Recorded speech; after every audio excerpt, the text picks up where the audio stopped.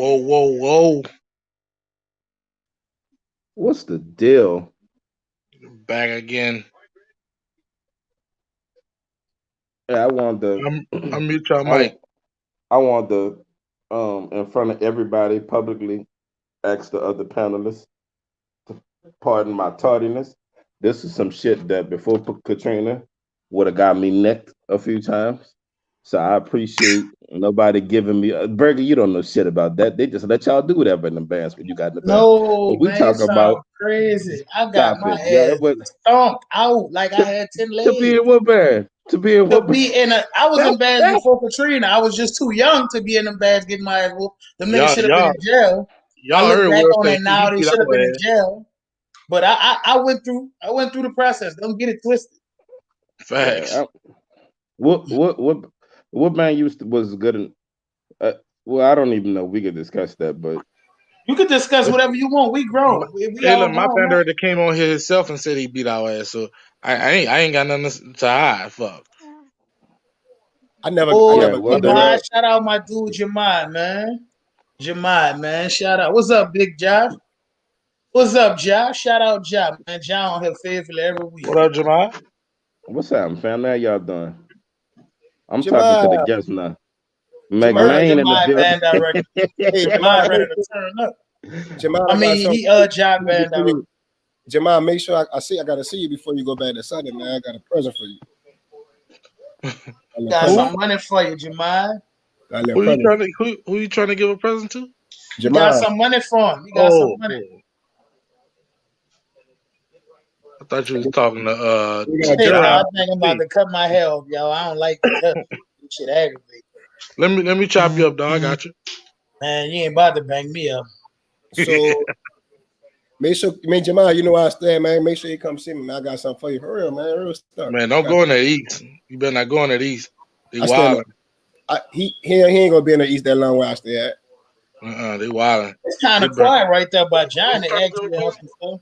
We got like 2 minutes. I thought you was talking to Hey, I think I'm about to So cut look, my man, hair off, yo. welcome I to don't like another episode of Crucial Conflict.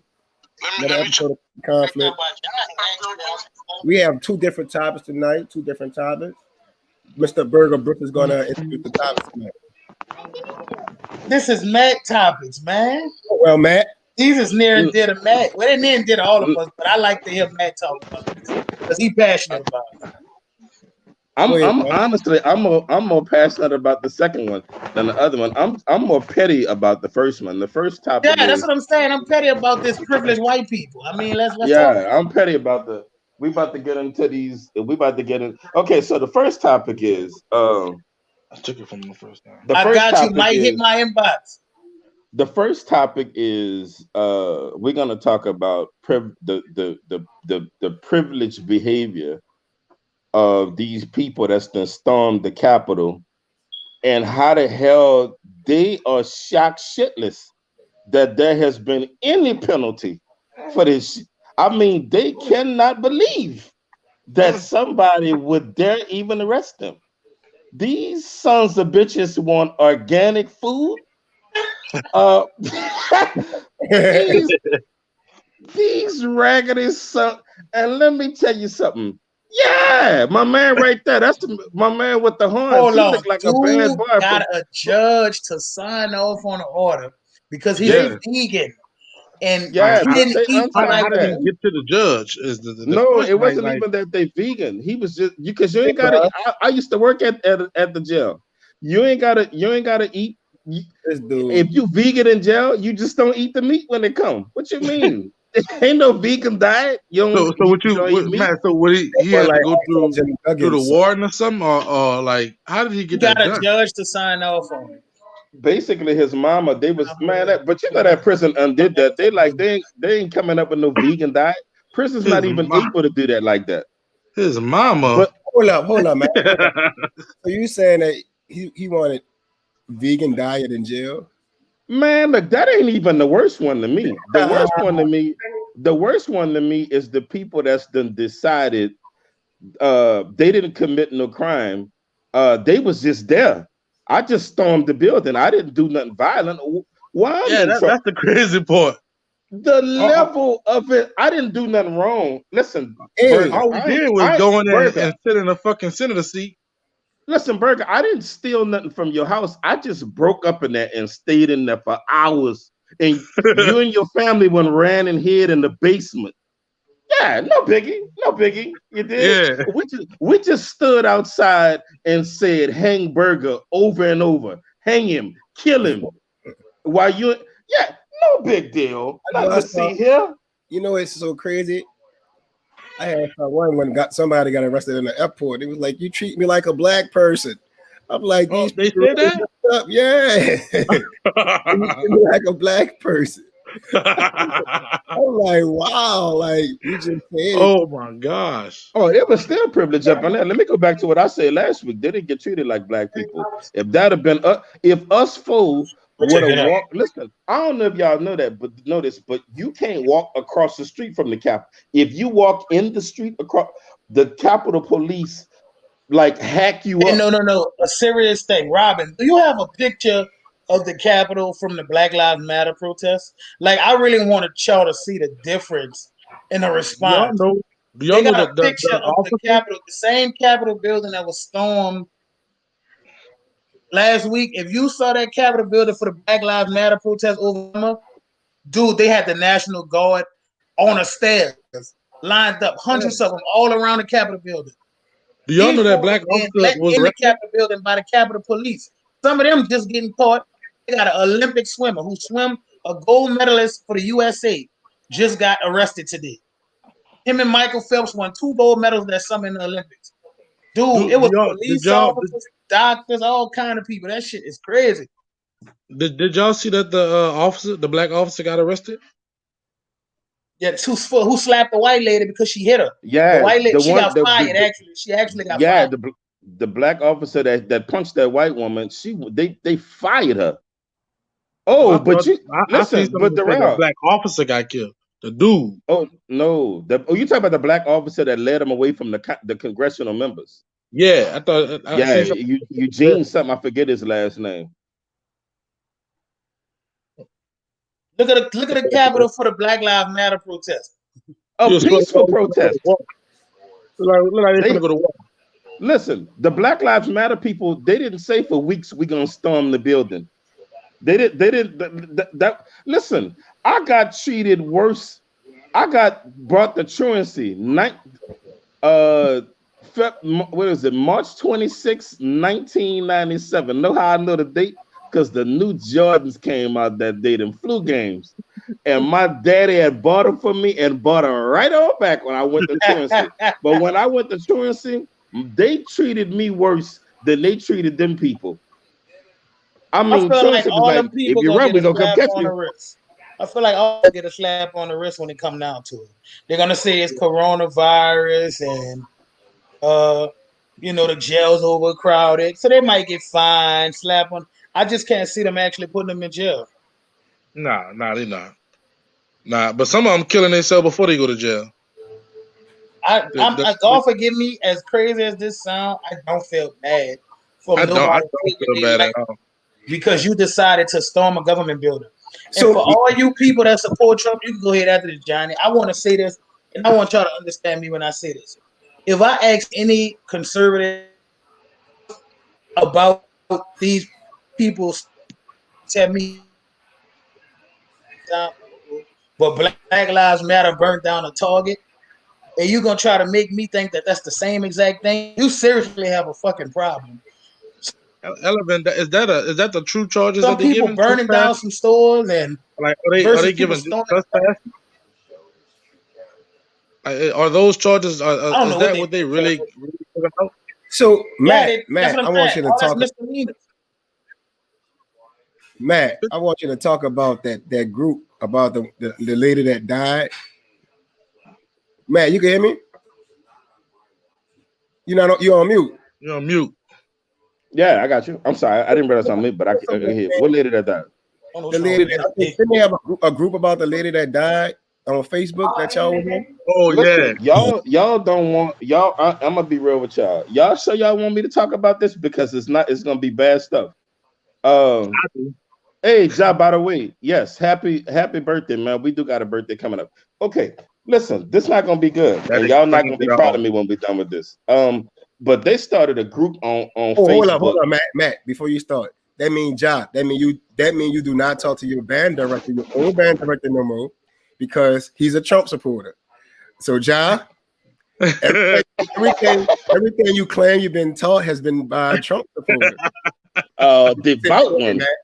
Go ahead, Matt. No, but they started a group on Facebook called Justice for Ashley Babbitt. Now, for y'all that don't know, Ashley Babbitt was the woman that got killed in the Capitol, and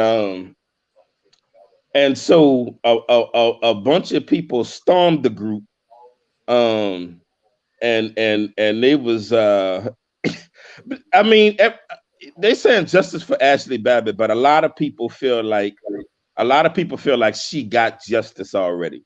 Yeah, what she I think deserved. a justice was a lot of people feel that justice was served, right? Because as the saying goes, when you play stupid ass games, you win stupid ass rewards. Like that level, y'all, that level of entitlement. This is that level of entitlement is what makes a evil bitch think that she can charge up a 14-year-old boy and take his phone and wrestle him to the ground and think nothing not supposed to. That's that type shit. Yeah, this mother her right there. No, Uh that's Ashley who got killed. That's the lady that got killed in the Capitol. Yeah, no. But I'm speaking to her level of privilege. That Right. level, that level of privilege is the thing that makes that makes them wonder, why do y'all even want to defend y'all children when we come to hurt them? It's just me. Let's just get past this. Well, can't nobody get past it. Listen, let me say something else. This is why I was gonna say, y'all sure y'all want me to do this? Let me Yes, Yeah. we tell you want you to something. do this. If Okay, well, let me say this then. Let's take it a step further. This is why I lean conservative on so many things. Black people that's in this thing, that's listening to me right now, I don't say this as a representative of this group. I don't say this as a representative. I'm saying this represent my own self. Black people, arm yourselves. Black people, if you have a black man and a black woman in a house, that black man and that black woman should own a gun. That black man and that black woman should be trained on how to use that gun. And then the next thing is, when you feel like your family is in danger, no matter the threat, eliminate it. Period. Eliminated.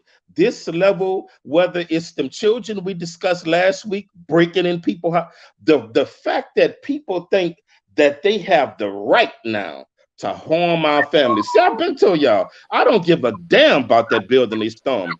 This ain't black people. We ain't got no country. They don't appreciate us. Now we talk, since we see how the game is played, though. When you realize how the game is played, it's up to you as a black person to manipulate the rules to work for yourself. And if the Exactly. rules are my family isn't safe, no matter what protecting my family from, my family will be protected.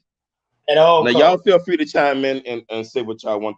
Y'all can say I'm I wrong or agree. whatever. I agree wholeheartedly. Me, I'm 100% with you because I mean when you look at the overall view of all this shit as it breaks down and as it keep coming out, it's like it's crazy because it's like that. It's like that's how it's supposed to be anyway. You know, like if I harm you, that's how I was supposed to be anyway. So what y'all mad for? What we talking about? And that's how I feel like it's coming off. So if it's gonna come off like that, you gotta be lethal with it. A Like lot man, of it, the part that really kills me is the boldness of them. It's like, you know what I'm saying? You have to arm yourself because, man, these white folks that's on that type of time, they bold, bro. And they don't care. Women, kids, they don't give a fuck no more. It's like really war. We really at war with the people in our own damn neighborhood and these crazy ass Trump supporters. Like they crazy. and they'll do anything to show loyalty. I got a question for y'all. I don't care. I don't care if they want us to have guns. I want us to have guns too, just so they could try to abuse us, and we abuse their ass back, and they see how we coming for real. They ain't gonna want us to have guns too long though. How old were y'all when y'all understood what white privilege was? Ooh, I want to say I was about 12. Like when I really understood like that white people had it a little different than I had it. How about 12? Katrina showed me. I was gonna say the same thing. I was grown and had moved to Dallas. So when I grew up in New Orleans, I moved from New Orleans in 2005. The city was over 80% black. The rest of the races split up. So I mean, it was tough for black people to be marginalized in New Orleans because we were marginalized by a bunch of people that went to St. Aug, but that's neither here nor there. The ones that worked at the school board and the goddamn city hall, they marginalized us, but just as a whole, I didn't realize black people got treated substantially different until I got to Dallas and the police stopped me one day. And this dude, it was late at night. And this was the moment I realized race was real. This would have been like 2008. And I had just joined this little band, and the police stopped us one night in Fort Worth. We was coming from a gig, and the dude told me, "Ooh, the police stopped us, man. When they're talking to us, boy, don't be looking the police in the eye. You look down when they talk to you." I'm like, look down? Yeah, man. You supposed to look down at your shoes. And this was a young dude. I'm like, man, it's you, boy. Every bit of my daddy that was in me was like, look down when they talking to. But I realized that was a mindset, and it was a difference between us and them then. That was my moment. But that had been in like 2008. I didn't, to be honest with you, I didn't really understand it until I started teaching. Yes, that's what I'm about to say. Most of us should have grown up with a lot of white teachers, especially Darrell. I'm pretty sure you had a lot of white teachers. I had a lot of white. I don't think I got my first. I had a lot of black teachers, man. I had a lot of white teachers, and I experienced a lot of crazy, manipulative, like slick racist stuff when you dealing with white teachers. And I had a mama who ain't play that shit. My mama was on. I don't know if she's still on here. Hey, but my mama can you give some detail on that? When you say slick shit happened, what happened? I'm curious. Like basically phone calls home. Like it was never really about me. It would be always reverting back to what's going on in my house, and you know what I'm saying? And I felt like it never was nothing that serious. So the phone calls always went from like behavior to like, is everything okay in the household? Basically trying to like chastise the parent. I feel like you was a badass. I can't imagine you sitting in the class just being good. That's why I was a good kid. I was really a good kid. No, Burger, I was smart as hell. Teacher needed to call you. I'm not talking about smart. I'm talking about why did the teacher need to call your house? Because I would say stuff that I was gonna say what I was gonna claim racism, and they call. Listen, no, look, I had a teacher who, like, if I felt like he said something wrong, I would say something about it. I had a history teacher in high school, and I would say like, "That's not true. That's not what happened." And he always felt like I was stepping on his toes, but it was God honest truth. Like a lot of stuff that I started figuring out as I got a little older. I was probably the rebellious smart kid that would question most shit that a white history teacher. I'm sorry, certain history I just feel like a white man can't teach me, and it's not racist. So, Bertha, I can ask you a question. What year you graduated from high school? Wait. In that particular time in the city of New Orleans, the education system was, as far as that, with white, they had a number of white teachers teaching the black kids. And RSD, if everybody went to the Cumberland School District, it was all white teachers. And from out of town. They were all from out of town. I remember when I first started teaching, man. I know that I used to talk to the kids and everything, and I know the kids was in that particular time when I first started teaching was getting set up for failure, and I used to try to talk to them. But I only had 2 black men from New Orleans, and I was the band director and the coach.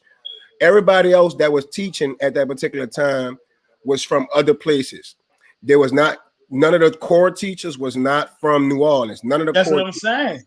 So See the difference between my experience at Walker, we had black teachers and the white teachers that we had, they had to get on board because we was led by Ms. Lori. Our foundation at the top was black people that care more about the person than the student, and most people have to say, well, it was supposed to be about education, but no, it was during that time.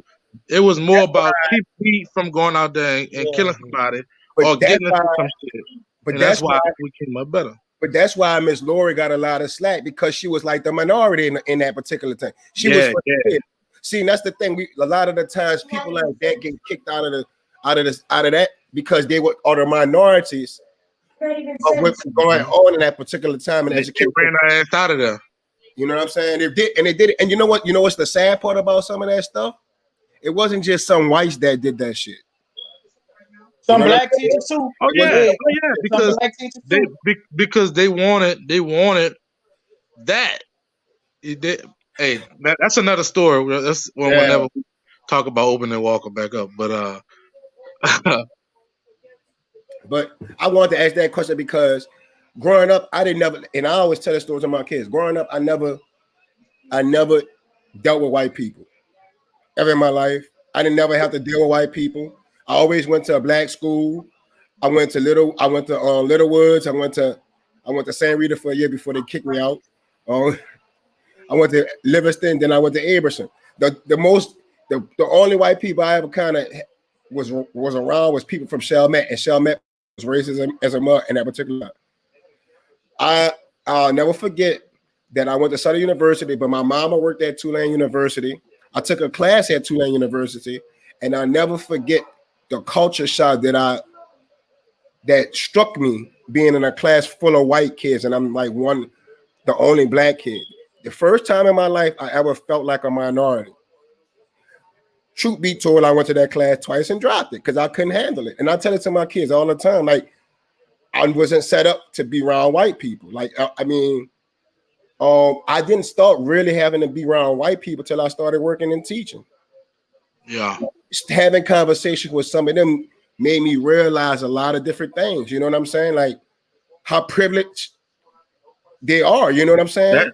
That's me right now, Johnny. Where I stay at, and I don't mean to I stay in Covington, and I stay in an area in Covington where it's pretty much we probably 1 in 10, and the people that I work with and the people and I work with a lot of good people. The people that I work with as far as customers and the people that I live around, the shit that they talk about, the shit that they do, and the how stuff is handled.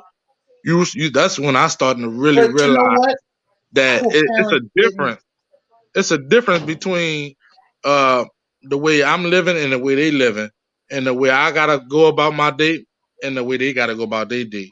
But our parents didn't teach us about racism when we were small. If you want to be honest, like what I do notice about a lot of white kids, their parents, and this shit will fuck your head up. It should, because it fucked my head up a lot. I had a white coworker, man. He told me that his daddy taught him the difference between a black man and a nigga. And I said, what you mean?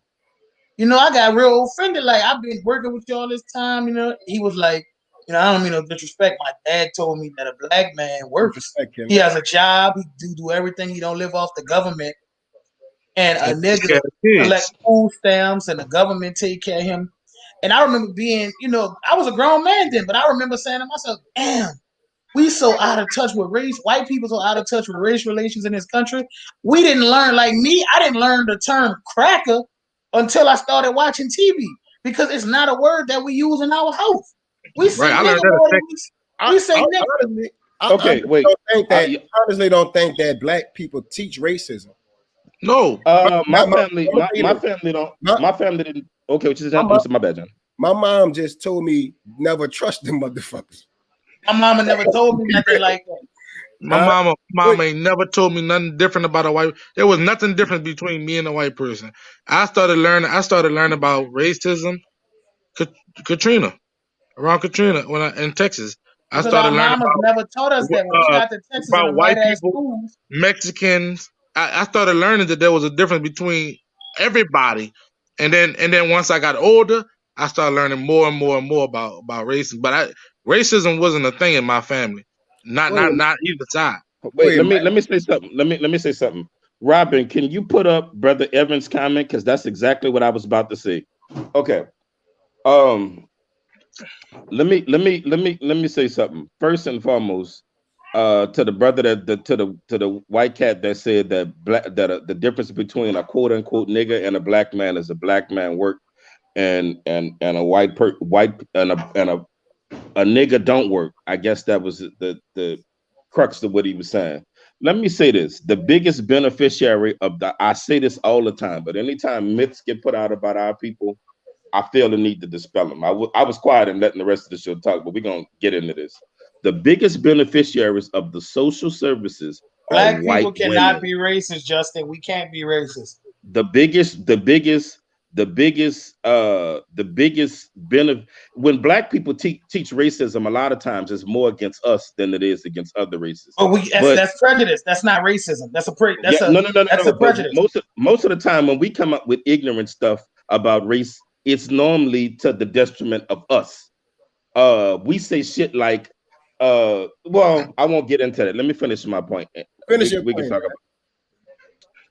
We are not that thinking that we are the ones on food. We don't work and we don't do that. Let me say this: most of the black men, a good majority of the black men I know, they all love their kids.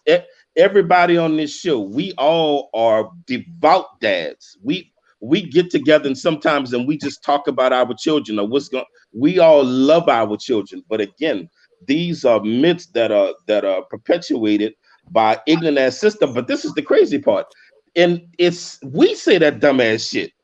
We say shit like black men don't take care of their children. Everybody on this show love their children. Every goddamn one of us. So we got to stop saying that type of shit that black people don't work and black men don't love their children and we not there in our children life. Let's stop perpetuating that shit. And when y'all hear other people say that shit, correct them. Going forward, correct that shit. Well, And I by need you to corrected, start correcting them black Bullshit. people that say black people can be racist, which I don't believe is true. Black people aren't racist. Black people are prejudiced. Let me It's say a big this. difference. When I say what I said, my mama never taught me to be racist.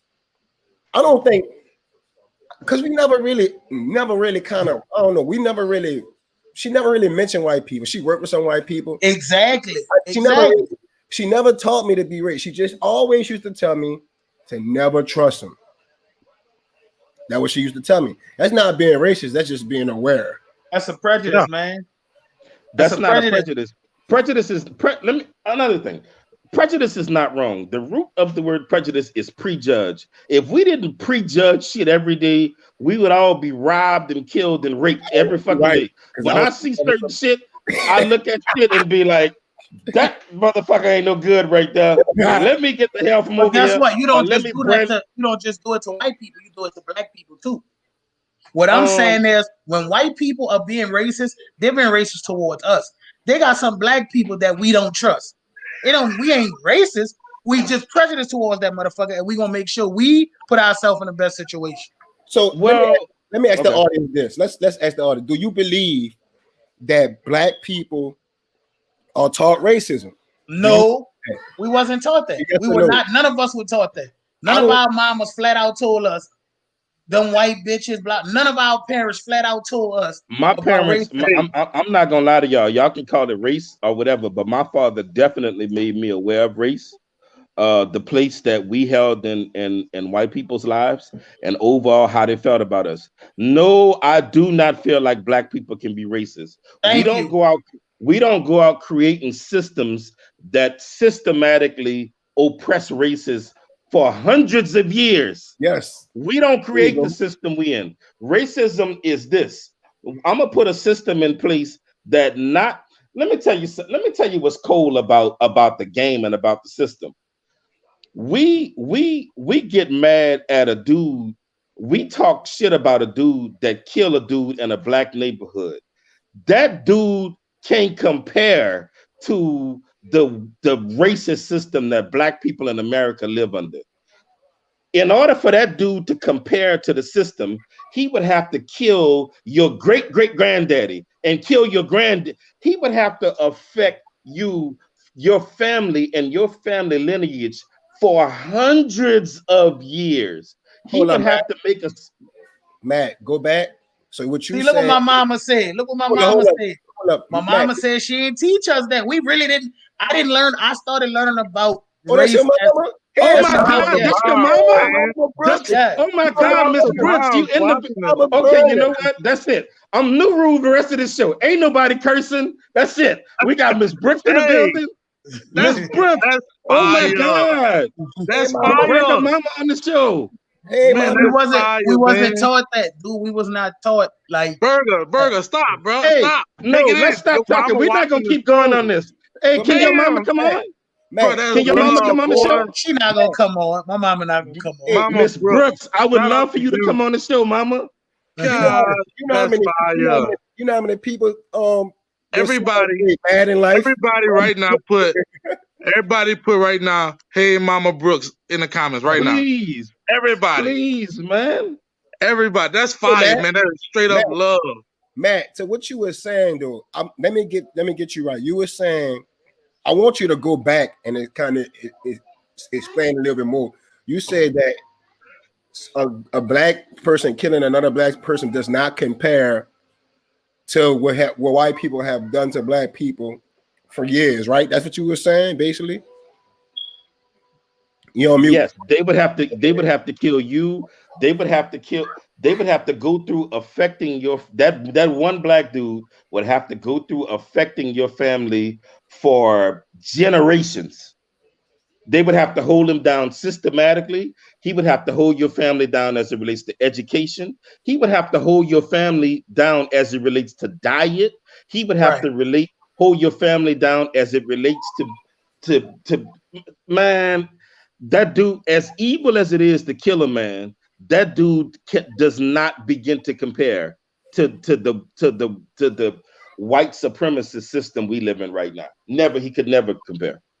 I agree with that a little bit about the Can I statement say something? But I hope I say it and I hope it offend the right people.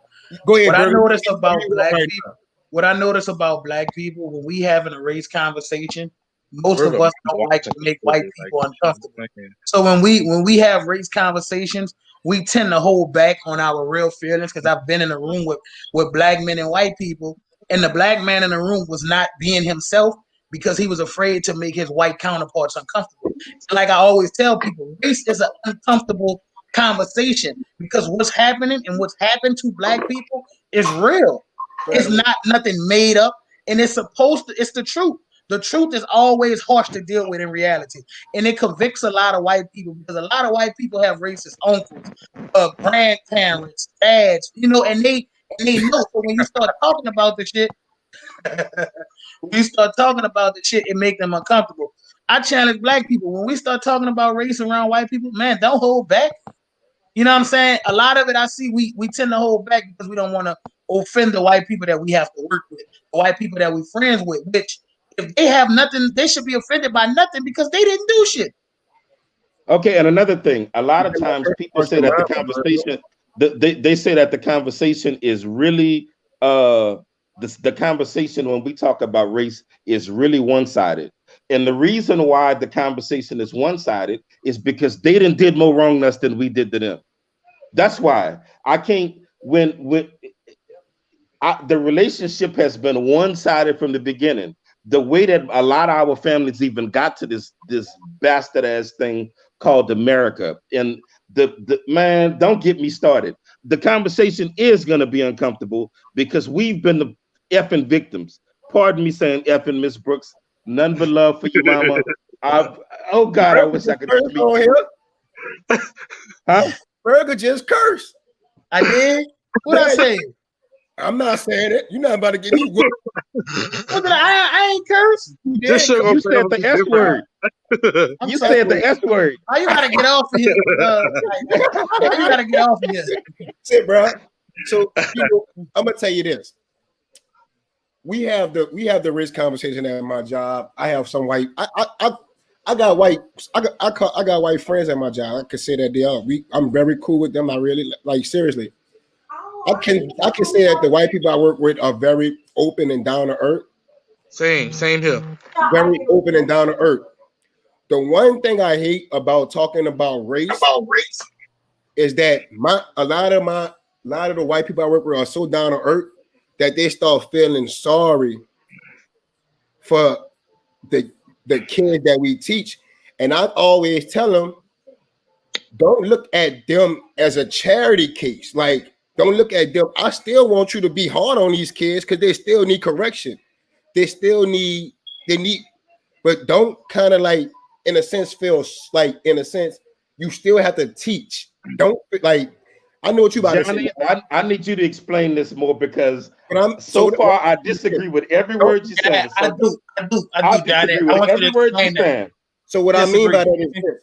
When we had these conversations, I have white counterparts that feel like they feel like they're supposed to feel bad. They feel bad about it. But at the end of the day, you have this child hands in your possession. What I mean by that is, it's a lot of times they don't discipline the kids like they, in a sense, need to, or they treat them more like a baby. In a sense, they treat them more like a baby. Our young men, our young women, and in a sense, it hurts the whole child. You shaking your head, but I'm telling you, it hurts the whole child. I experienced something different. My kids go to Ben Franklin, and they have a couple white teachers, and I had a very uncomfortable. Like, I sit in the background when they do virtual, and my kids have white teachers, and some of the stuff that I hear coming out of this white woman mouth teaching a class of 30 black kids, it makes me uncomfortable, and I have to walk in the camera sometimes to let her know, like, I'm sitting right here, because it's certain tones and certain words that they use for our children. They don't have no patience with our babies. They got patience with, it's different stuff for me. So I'm not saying that they coming from a hateful place, but it's just the fact that I want my kids to have more black teachers because I didn't have more black teachers. Like, for everybody that's saying that, maybe I'm trying to like be nice because I don't want to say without, but you would have to black people cannot be racist. I don't. You would have to prove it to them. Be in a sentence to understand what I'm saying. Like, it's a reason why some of these kids do the shit that they do. Because they when you have Mr. Van Buren that's hard on them, and then they go to the other teacher that's going to be babies. There's a reason why that. That's true, Johnny. That's true. I mean, I'm gonna look at myself. When I was in Coach D class, I paid attention. I did all my work. But when I went to Riley class, it was a game. You dig? Like, I don't respect. It's kind of respect thing. So I understand exactly what you're saying. Okay, my big bro, 11 working. I keep trying not to go at you because I love and respect you so much. I have this. This is the first show ever that I have literally disagreed with every comment you have made. Almost, black people cannot be racist, but we'll get a chance to deal with that. I think black people can be racist. By the way, I actually don't. Give me an example. Let's not conflate the two. Let's not conflate the two issues. Wait, let me go back to what Johnny just said. Johnny, there's more than one way to skin a cat. There is the tough love approach, but every child that has a hard exterior does not necessarily mean that child needs to be handled harshly. That's not what I'm saying, man. But wait, let me. Okay, some children, even though they behave a certain way, these children need to be showed a different way.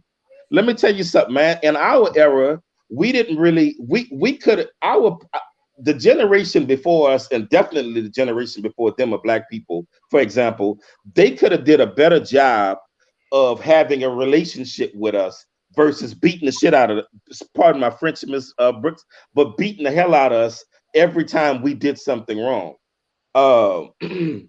Robin, can you send 11 working the link so he can come on for like 5 minutes, because I know we got to get on to something else in a few. But sometimes what's helpful to a child is tough love is good, but sometimes what's helpful to a child is for you to say, man, hey, I love you. Can we put Ashley comment up there, please? That dude. Can y'all read that comment and stoke it in? Like, that's so true. And I see it at my kids' school. Sometimes the answer is not tough love, and it's just love and understanding in general. I agree that we have to be tough with them, but I think that there's more than we're not patronizing them. Example, Matt, your child curse out a white teacher and she just take it, right? Because she feels she maybe feel that. I'm not gonna say your child, but just I'm gonna give you a scenario. Black kid come from rough neighborhood, ghetto, curse out teacher, curse out the white teacher. She just go on about it. She's not gonna say nothing about it because she feels sorry for him in a sense. This is how now she's gonna write him up. I guarantee you, 99% of the time she's gonna write him up for disciplinary actions. A black teacher will get cussed out and take it a lot faster. A black teacher might curse your ass back out. A white teacher is writing you up and sending you to that. What John is saying that what are you saying, Johnny? It's the environment that he come from. So what I mean by that is this: all of us was in a band. Our band director could curse the piss out of us, and we would not say anything.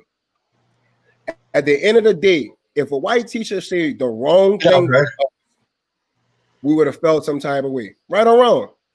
Right or wrong. Okay, that's right. If my son curse out any teacher, I'm on his ass, black, white, purple, or blue. So what I mean by that is this: when I try to get the white teachers, because I like I say, I work with a lot of down to earth white teachers, and I know if you're real and I know if you're fake. A lot of the white teachers I work with, we don't have too many whites, but they real. Like, I'm not gonna sit up bachelor. Have you ever been in a situation where they've been mad? Have you ever made one of them mad to know that how they are? Because I've had white people in my circle that I can't say it because I don't want to listen. I had white people I've been around for years and never made them mad. And then when there was a situation where I disagreed with them and their true colors came out, because you never know a person until you make them mad. If you want to know who that true person is, make them mad or have a disagreement with them, and then you'll find out who they really are. Okay, let me just say this before Brother 11 get on here and start talking. Again, there's more than one. There's always a why. It's not being soft on a child. If you ask them, man, why are you behaving like that? You would be shocked. I had some stuff that I went through when I was a child and when I was a teenager, and it caused me to act out. You know what? One day when we by ourselves, when it's just us fool, I'll tell y'all about it. I never shared this with y'all, but I had some stuff that I went through when I was a child, and it would have been uber helpful if some adult would have been like, dang, this dude be tripping. Let me go talk to him and see what the hell is going on. Now, if the first talk don't work, as an adult, you got to understand that your brain is more mature. Your brain is more mature than me. You have more discipline than I do. You have more self-control than I do. So I'm going to make mistakes and I'm going to act out because I'm a child.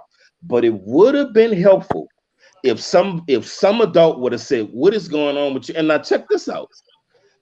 That adult would have been blown away if I had opened up to him and told him what was going on. They would have understood immediately. Do you know not one adult, not in my family, not nowhere, came to me and said, what in the hell is wrong with you? Why are you behaving like this?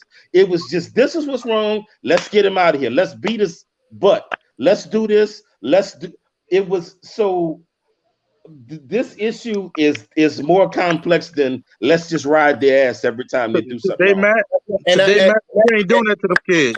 Them kids, mama don't want you talking to their kids like that. They ready to fight you. Go talk to them. Hey, you missed that comment. Miss Nicole spoke on that.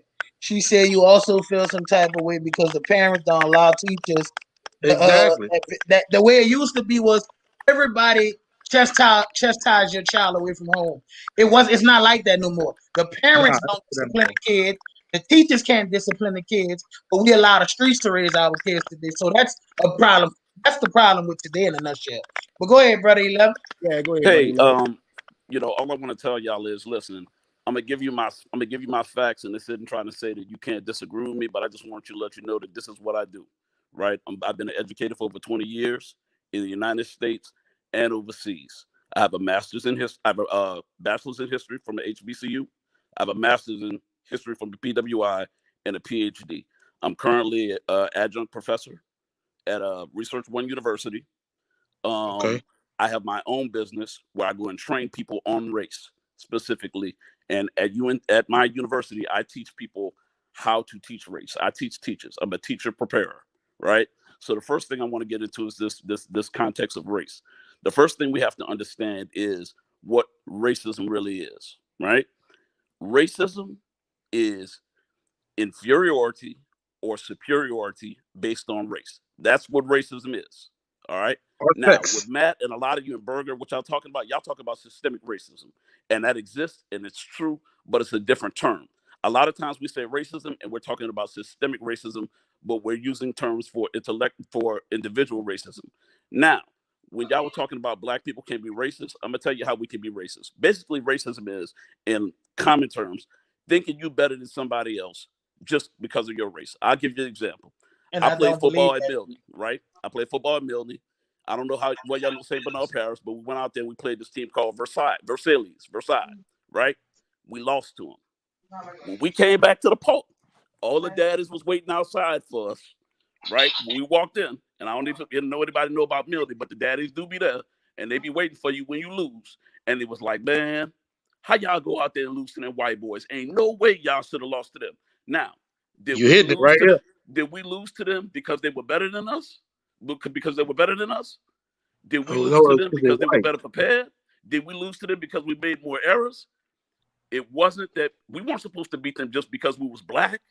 And that's Right. what the mentality is. That's where the racism comes in, where you think you're better than somebody just because of your race. So what those parents thought was, That sounds like a prejudice more to me. Okay, let me ask you a listen, question. Berger, listen to the Wait, let him definition. finish. Let him Okay, finish. Let him finish. I want him Listen to to the finish, but I have a definition. question. Listen to the I definition. want you to And show you me. can I Google want this, you to Berger. show You me can Google this definition, Berger. how was that used to victimize white people? No, That's what I want you to show me. That's systemic racism you're talking about. It's two different terms. And even if you look at the dictionary, I don't see how no white person was hurt okay. Let's not use the word racism then. okay, I'm saying they put stuff in. that was my argument.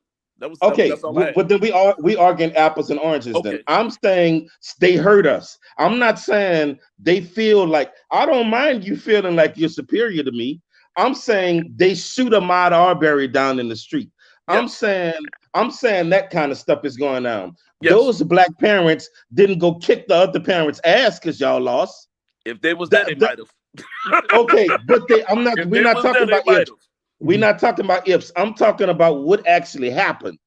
I'm saying that if their kids would have lost in St. Bernard Parish, they might have jumped on y'all. We actually fought out they there don't. one time too. We fought in a place called Bournemouth, way out in St. Bernard's Parish. That's the first time it was some racist stuff, but we ended up fighting out there, and they had the ambulance and the police and everything for a bunch of 12 and 13-year-old kids.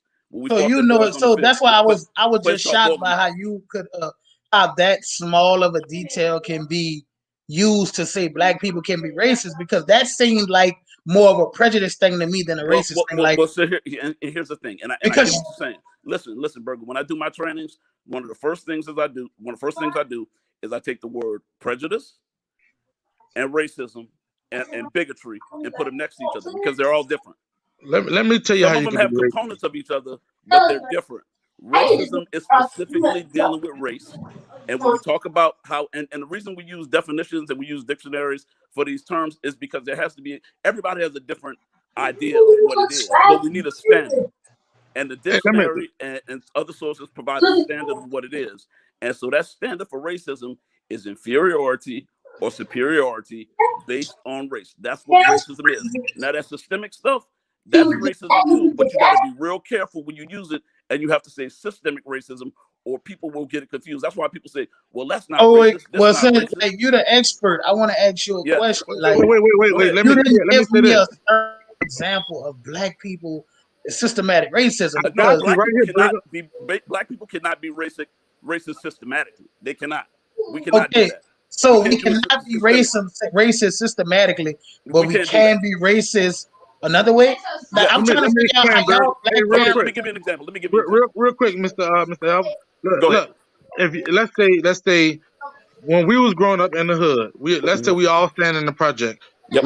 We stand on the block, and a white man come walk by himself 9 o'clock at night across the fucking street. What is he? But hey, What is He's a what is he? target. Well, first of He's all, a he probably fucking scared. target. Oh, That's my first bad he's for scared.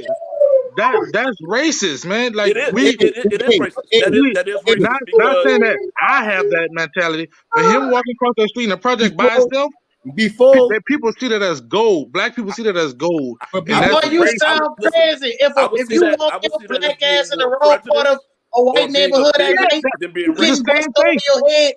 But Black it's the same people thing. But have we never do the done same nothing thing. to a white person but what because he's they was saying, white. We've done something in retaliation to a white person doing but something to us. hey, Black but But people bro, but don't it's the do that. same That's thing. not in our. It's the hey, That's same not in thing. our nature. hey, It's the We same too. thing. but If what I he's walk in the saying, white neighborhood but and the if they reason, walk in the black neighborhood, it's but hey, racist regardless. It's Darrell, probably bigotry. but what But he's see, saying see, is, here's the thing. Here's why they got these definitions. hold on, can I It's say one really thing before you say something? it's Hold on, hard. It's I say hard to one thing? prove individual racism. It's hard to prove that you actually feel that you're better than somebody else. It's harder to prove. Systemic racism is very easy.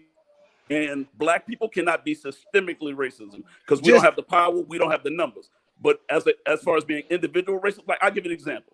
Let's say No, you're no, at a no, no, no. basketball court. Let's not go No, I further want to with hear the this example. example. I Okay, want to all hear No, right. this no, no. example. Let's go Let me back hear this because the example. first thing I just want you Give to you one. acknowledge that the first example that you brought forward did not involve black people victimizing white people. See what you're doing. You're talking about victimization. Once you that's something that's racialized. That's something that's caused by race. But we're talking about racism. When you talk about the Okay, term Matt, but you're I racism, just saying, told you but something about you're ready victimization. to lambaste. Hold up, Darrell. You're ready to lambaste black people because a group of black fathers thought that their kids should have won a football game. I don't see how we compare that no. to. I didn't say land based. I I just don't said see that was how we. racist. That's an example of individual racism. But you got. I want you to, man. Show me how. Show me what white person suffered as a result of that. Racism has listen. Systematic racism has to do with suffering. We're not Individual talking about racism. Listen, systematic let me racism. finish. Show me Let me finish. one Let me person finish. that suffered Let me finish. as a Let me result finish, of it. man. Individual racism has to do with believing you're better than somebody else or worse than somebody else because of race. Systemic racism talks about the victimization. That's what I'm saying. So when you're talking about people being victimized because of race, that's systemic, not the actual term itself. And that's where a lot of us get confused. Like I said, we take these terms and we mesh them and we put them together, but they're different. Systemic racism, and like I said, Google it, Google me.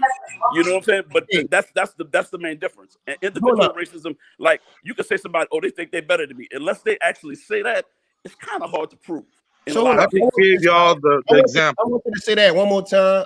Y'all can mute y'all mics. I want him to say that one more time because I want to make sure I want to hear everything that he says because I need to hear what he's actually saying.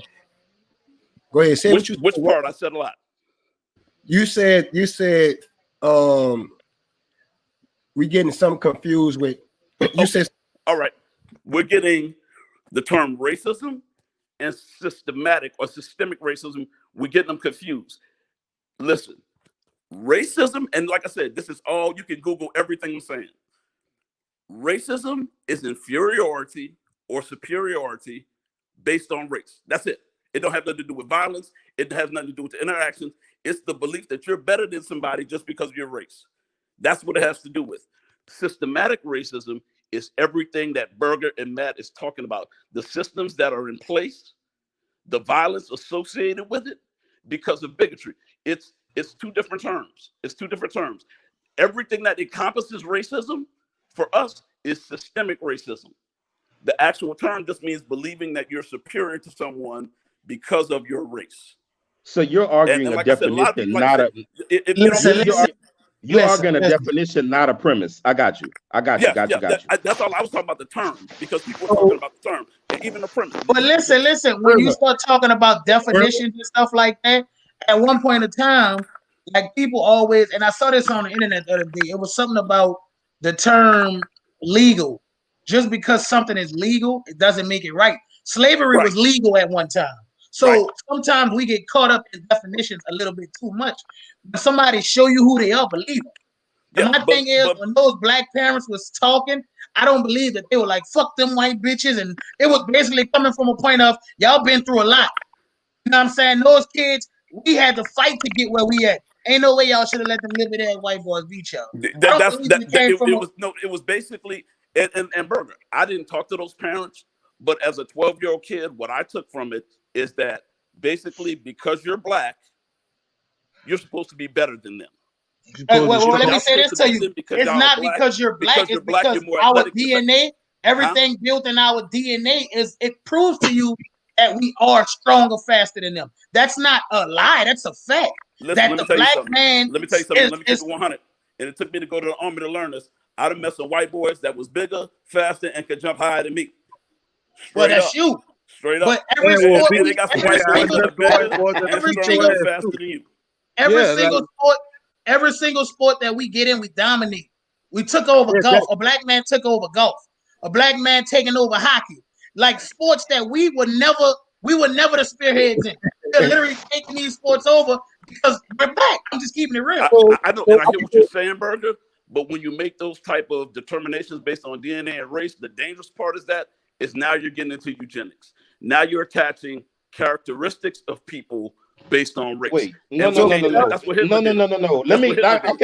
me argue this point for you. Wait, so you're saying that physically, that black people are not, that we are not the superior race to everybody else? Because I want to get into eugenics. I would have to do it another time because I don't want to take y'all whole show. Okay, because we can get into that. I'm not very familiar. But what I'm saying is once you do that, then that gives people the space and the value to say that Asian people smarter than everybody else. White people have more leadership characteristics than everybody. Listen. That's not fair, because let me say this. Anytime sports and music are two areas where black people are put on an equal playing field. Anytime black people are allowed to be on equal footing with white people, we always go further, we always do more. Anytime we're given the same opportunities. So to say that any race is smarter than black people, you would have to consider their point of origin, where they started at, what was their foundation. Mm-hmm. And so but let's go back to, we can't just say black people is superior to everybody, and then we can't say, all right, well, white people play golf better than fucking everybody. We can't. That was easy. Yeah, that's what exactly. No. Well, let me tell you. But when Burger, because that's racist. When Burger, no, it's not. It's not. You just proved the point right there. That is racist. When Burger said that was not racist. When Burger said that every sport. What you mean? See, that's the thing. Racist was when black people wasn't allowed to play sports. When we were not allowed to play those sports because we were black. That was racist. See, that's systemic racism. But to say it was racism, period. It was racism. But it's a type of racism. It's a type of racism. That's not, because there's no point. There's nothing that can prove that black people are smarter or. I didn't say smarter. What do you mean, black people? How are black people not smarter? How are black people not smarter? How are we not smarter? That one race is better than the other, and anything that you do. Do you realize that black people gave science and math to the world? Yeah, but also that white people did something. But right over that. You can't but right over that. What I'm saying is, black people have done some shit for this world that we created that shit, and then white people did some shit for the world. Asian people stole it. They stole it. That's what they did. Everybody has done something. The problem is this. We as black people some of us start believing this shit. That's the fucking problem. Believing what? Believing that agents are smarter than us. Yeah. But I'm not saying that. I'm not saying that. I'm just saying there's no way to say that they're not smarter than us. There's no way to say that we are smarter. This is the problem. And until us as black people start saying we are smarter than everybody else, and we start telling all our children that you are smarter than this person, it's not being. It's not. Miyagi, you think black people smarter than everybody? What'd you say? As a whole, you think black people are the smartest race? I don't really care about who's the smartest. Anybody on the panel, do y'all think blacks are the best race? I think everybody I could be smarter than you and you could be smarter than me. That's what I think. It don't matter what color you are. Listen, if the playing field, hold on, Burger. You're saying if the playing field equal, blacks gonna always come out on top? With us and anybody else, I honestly believe a black man is gonna come out on top. That's racism, Burger. That's racism right there, Burger. That's racism. If that's what you want to call it. No, Burger. Listen, Burger. The fact that you just said, I believe, right there. When you say you believe blacks are gonna come out on top because we're black. Now you're gonna go back and talk about history, but you still don't know. You do not know if you have a black. You don't know history. No. I don't know what I know. Then I go after y'all, but I'll tell you what I know. Let me tell you what I know. Then that's a southern boy right there. And you. I ain't saying no. I can't allow you to say that. Are you saying that I shouldn't use history as an example? Because that's not at all. Not at all. But you got to use all of history. You can't just use black history. You got to use all history. Okay, well let me give you an. Okay, what's the other history? What's the other history you want me to use? Because it's all of it. Okay, what's the other history? I'm telling you that black people are the most mentally toughest people on this earth because of what we went through. It's a fact. But when I say that, people want to say you don't know that. You don't know that because guess what? That's why you don't know that. That's why you don't know that. This is why you don't know that. You don't know what would have happened if whites were the slaves. You don't know that. What the hell are you mean if whites were the slaves? So basically, we're going to take the slave. Burger, see, I'm going to ask you this. Burger, I'm going to ask you this. I'm going to ask you this right now. I'm going to ask you this right now. I'm going to ask you this right now. I'm going to ask you this right now. If you woke up tomorrow and you was white, would you be mad? I don't want to wake up and be white because I'm black. Wait. Just answer that question. Would I be mad? No, I'd be confused. Confused would be the word. After the confusion, after the confusion, after you'd had a couple of shots and all that, and then reality set in, you white now. Would you be mad? Fuck no, because now I have white privilege. So you telling me something totally different. Okay. If I wake up as a white man, now I have white privilege. Burger, I think you're in a minority with that. I know if I mean, y'all could take a poll on the site. If you woke up a different race tomorrow, would it matter, or would you have feelings about it? It would matter to me. You're gonna have a feeling. I gave you my feeling of confusion. My feelings was confusion. Like, how did I wake up as a white man? I'm not gonna be mad. To get to where I'm at right here. And so look, let me tell you because brother 11, he beat me to the punch. Or Elvin, I'm sorry, I can't see it. But let me tell you what the prejudice piece is when you have an opinion and you don't even know what a person is capable of. And it's, for example, my crab brother. Hold on, bro. I'm sorry. Let me tell you like this. My crab brother. Oh, go ahead. Hold on. My crab brother, Eric French, he went to Culver. When we went to Southern, so many people turned their nose up at Eric French because he went to Culver. I mean, they would just ask him. So, I remember this like yesterday. They walked up to him. They was like, "Where you from?" He said, "New Orleans." They said, "Okay, what school you went to?" Culver. Man, they nose did like a parallel knee bend, turning their nose up at Culver and didn't even know what this man was capable of doing until he showed them. There was prejudice toward Culver Rams as Southern Band. Okay, that's a fact. but we talking about race. Let me- I don't have a problem. And it's the same. But I'm gonna tell you this: prejudice could be positive too. See, racism can be positive. Racism can be positive. So okay, And Brother Levin could I need speak on both of it. y'all. I need both of y'all to answer this question for me, because I firmly believe that my people have been through enough, and I want to start uplifting my people and making us know that we can't be just like anybody else. That's a problem now. Because at one point in time, I never said that. What this is? I'm asking y'all. I'm asking y'all. No. Uplift and telling people that they can and they are great is how you do uplift. But why we just can't be great? Why we got to be better than somebody else? I'm saying, black man, you can be great. Yeah, black man, you will be great. You can be great, and saying you better than somebody else is two different things. Man, it's so crazy. It's like it's literally crazy. Address something Johnny said about the white teachers at his school. No. Y'all been talking. Let me say this. Go ahead, Matt. Go ahead, Matt. Why are y'all so bothered by us saying that we think black people are special? And we think I don't have a problem with that at all. Wait, when y'all talk, stop talking. I literally muted my phone. Okay, you got it. Okay, so please support me the same. Okay, go ahead. Why are y'all so bothered by us saying that we think in society, in this world, that we are special?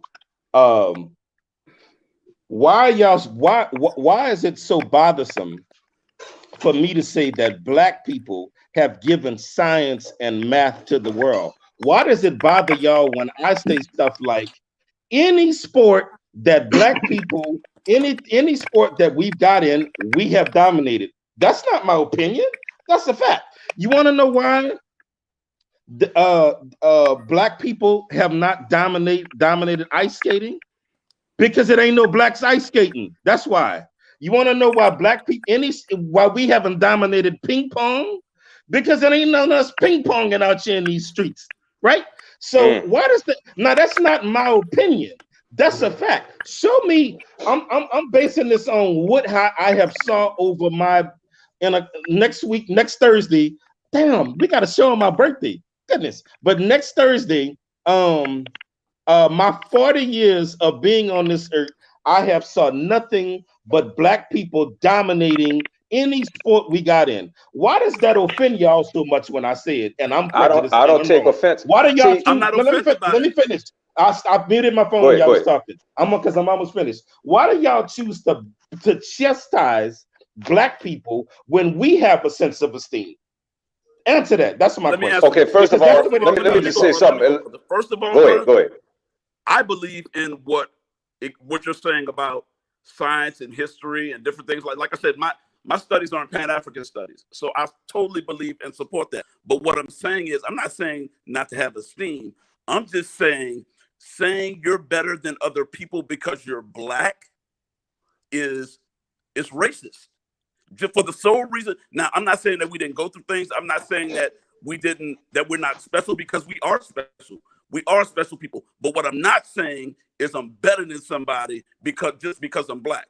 That's not what I'm saying. Is it okay for me to say that we have succeeded every time we have gotten into this? Every time we get into this situation and we face this group of people, we win. Well, I'm better. So, I'm better. Listen. You're making a blanket statement. Let me say this. I'm gonna use this as an example, but this gonna be a fact. Every time my Kennedy band start John Mack, we got in their shit. Can I tell you why? Because we were just better. You can say it was systematic. But y'all was black though. Why were you better? Hold on. Why were you better?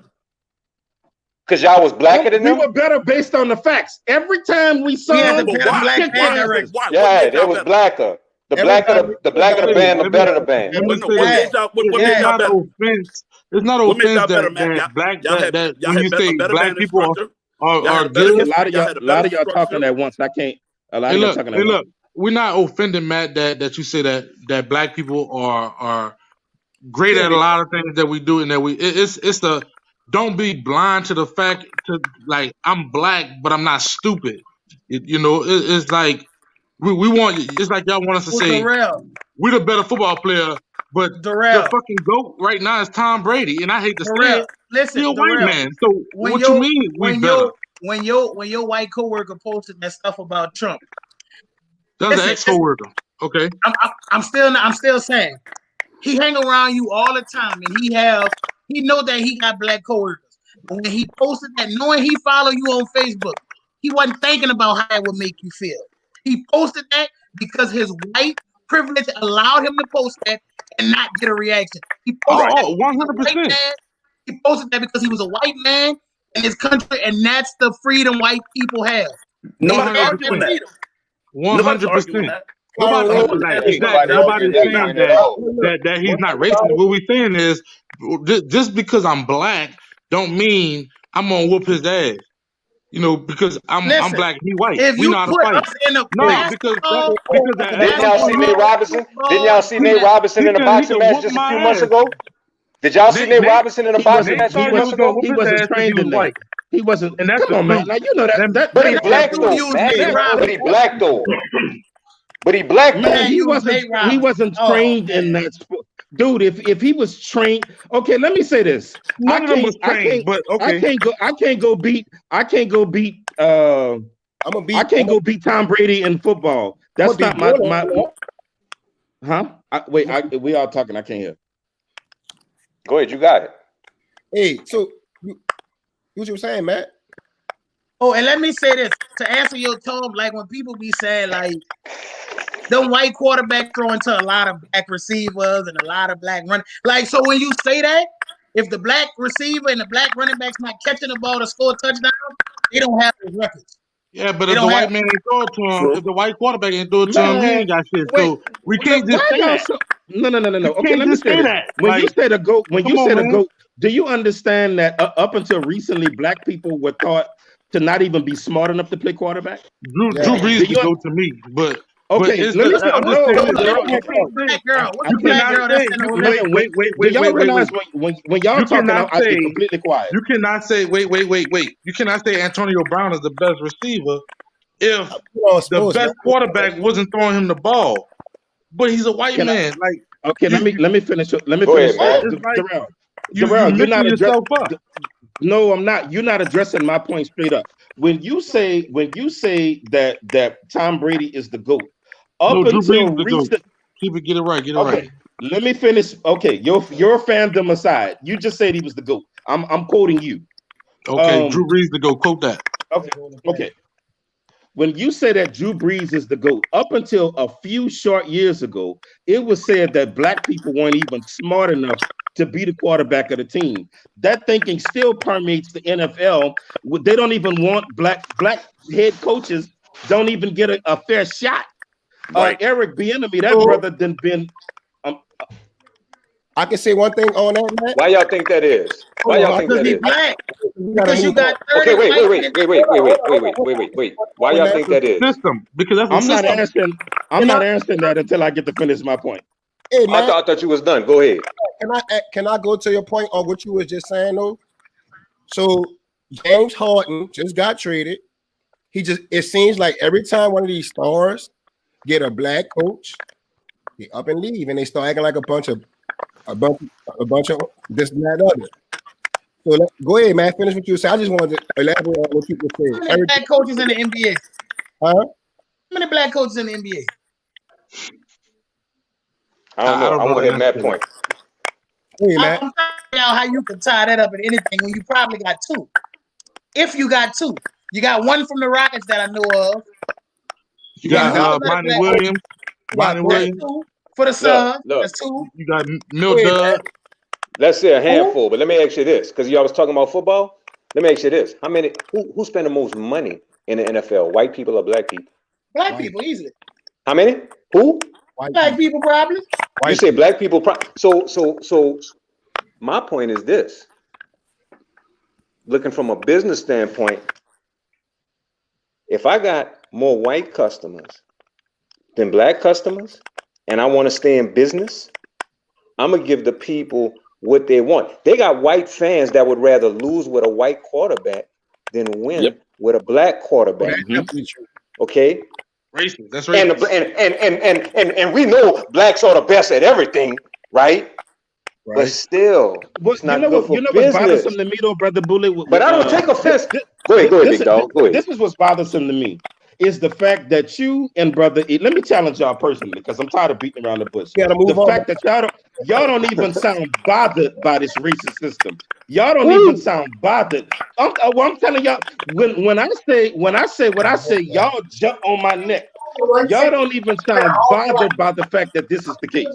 Where's y'all's outrage at the fact that deserving black people should have these opportunities and ain't giving these opportunities on some bullshit?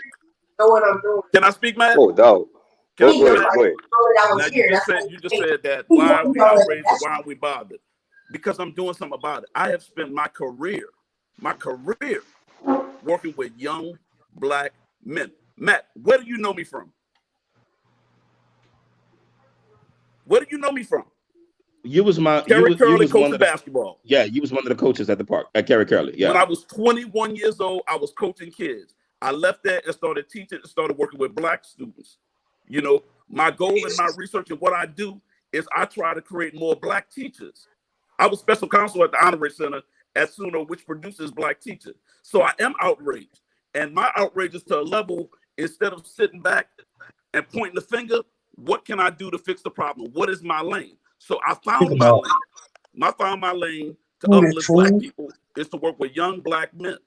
That's where my outrage is to help them learn and understand. Listen, I don't want you to think that I'm disagreeing with what you're saying because I agree with some of the things you're saying. But what I'm saying is it's dangerous to start attaching success with physical attributes because that's how racism really permeates. So let me ask you a question. Let me ask you a question. Why Why do you think Aaron Donald is the best defensive tackle in football? Me? Is it not because he works harder than everybody else? He's stronger than everybody else, but he so happens to be a black man. Is that not the reason? No. But if you want to say because he's black, no, that's not what I said though. Wait, Burger. But listen, if you want to say because he's black as well, you are minimizing the hard work, the sacrifices that man has made. No, him being black, there's no way to prove. Wait, dog. There's no way to prove that Aaron Donald genetics give him an advantage over the other D tackles. Because I mean, the white D tackles, his counterparts, his peers, because they would be doing the same thing. Aaron Donald be head and shoulders above all the other black defensive tackles. He really is. So look, man, he really is. He led the NFL in tackles. And why is that? And why is that? How many nose tackles have led the NFL in sacks? That and why doesn't is happen that? because he's better than everybody else. Because he's black? I told you because he worked harder, he's stronger. He just so happens to be black. That's what I told you. But the color skin don't have nothing to do with that. I think, man, this is a good subject, but we do have to move on. We have to move on. Thanks for having me. I just appreciate y'all, and I respect y'all, and I respect y'all opinion. Y'all be cool, and Johnny, keep working with the kids, bro. We need you because you're one of the few. You're an anomaly in the United States as a black man teaching. A lot of people don't highlight that. Just because they only see, we see a lot of black teachers in New Orleans. JJ White plays defensive end. He doesn't play defensive tackle. 2%, Johnny. So keep it up, bro. Holla, fellas. All right, man. Appreciate you for coming on, brother. Oh, hey, we got to move on to the next segment, big dog. We appreciate you for coming on, bro. Word on me. Peace to y'all. See me on Madden, any one of y'all boys too. Hey, when I get that PS5 is on. We got a couple of major announcements that we want to do. First and foremost, this Sunday, we will be having the pregame to the Saints and Buccaneers on Crucial Conflict with yours truly, these great hosts. We will be talking what it is. The Saints and the Bucks. We will have our own pregame show. I think we said we're going to get on there at 5. Yeah. 5 o'clock. Yeah. Crucial Conflict is going. We're going to have the GOAT versus the GOAT. The GOAT versus the GOAT. The Saints versus the Bucks. Who that? Leonard Fournette versus Alvin Kamara. Who that? Matt Thomas versus nobody. because they don't have the secondary. Anyway, Mike Evans versus Marshawn Lattimore.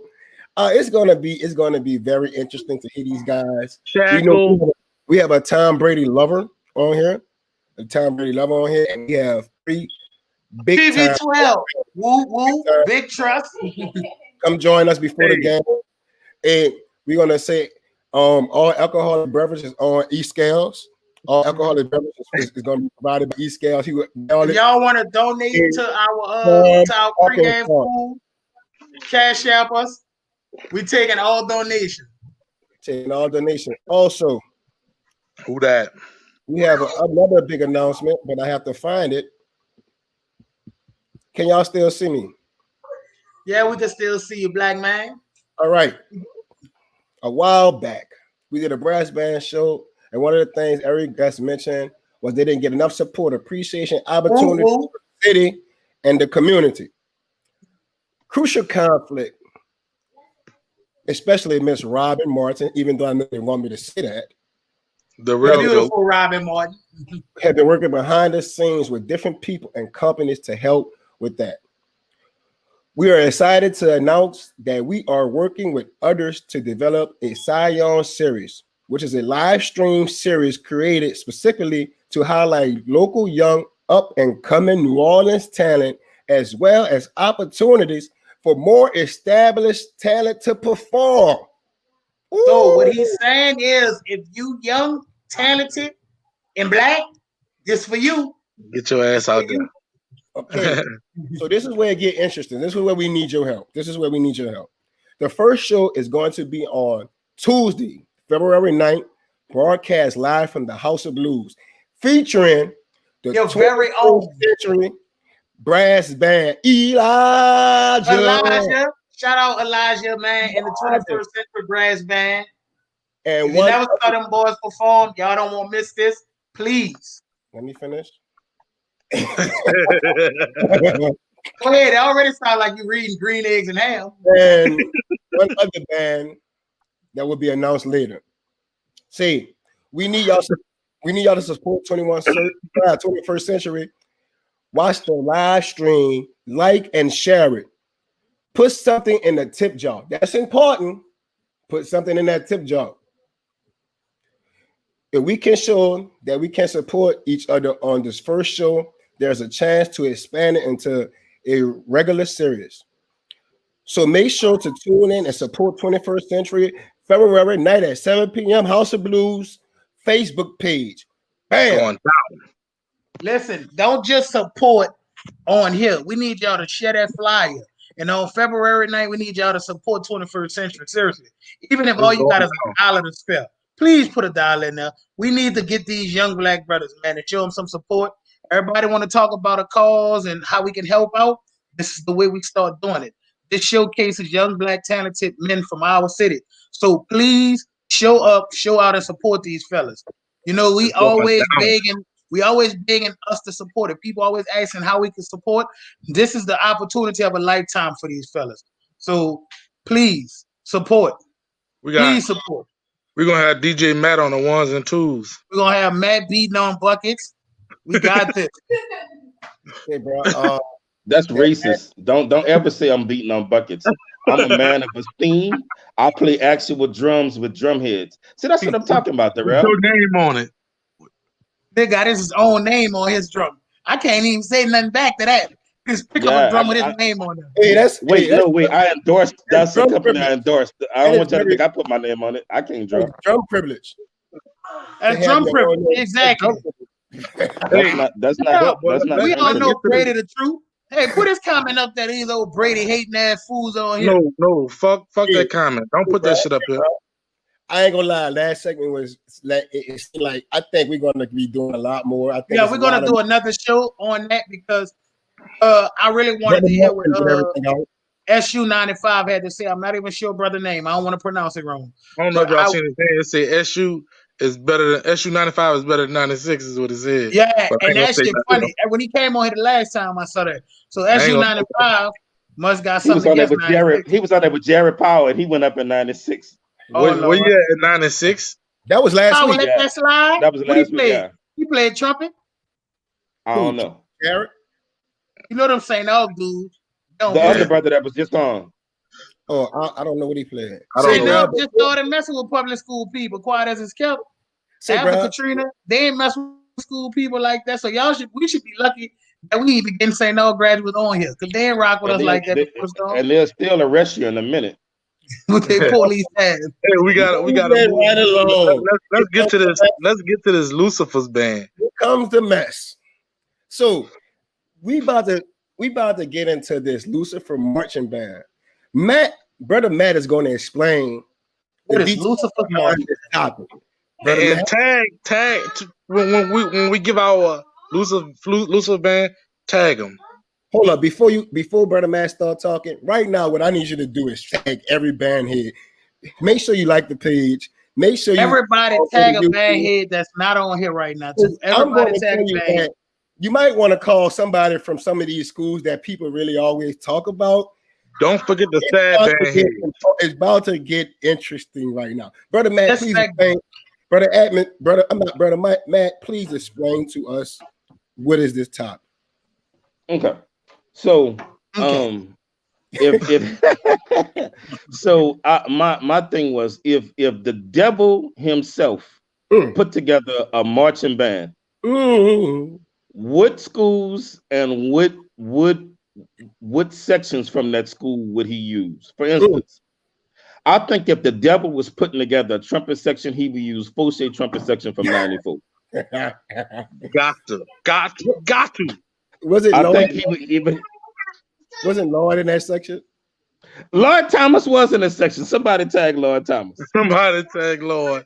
And the rest of them Lord right now. Because the devil has So since I'm a trombone player, the trombone section that I would use, we can use any one of those. That you would use, or that the devil would use? The devil would use. I'm sorry. Okay. It was Jesus. So you being the a devil would use 2004 Kennedy trombone section. We're going to use Kennedy whole band from 2004. We were just being out.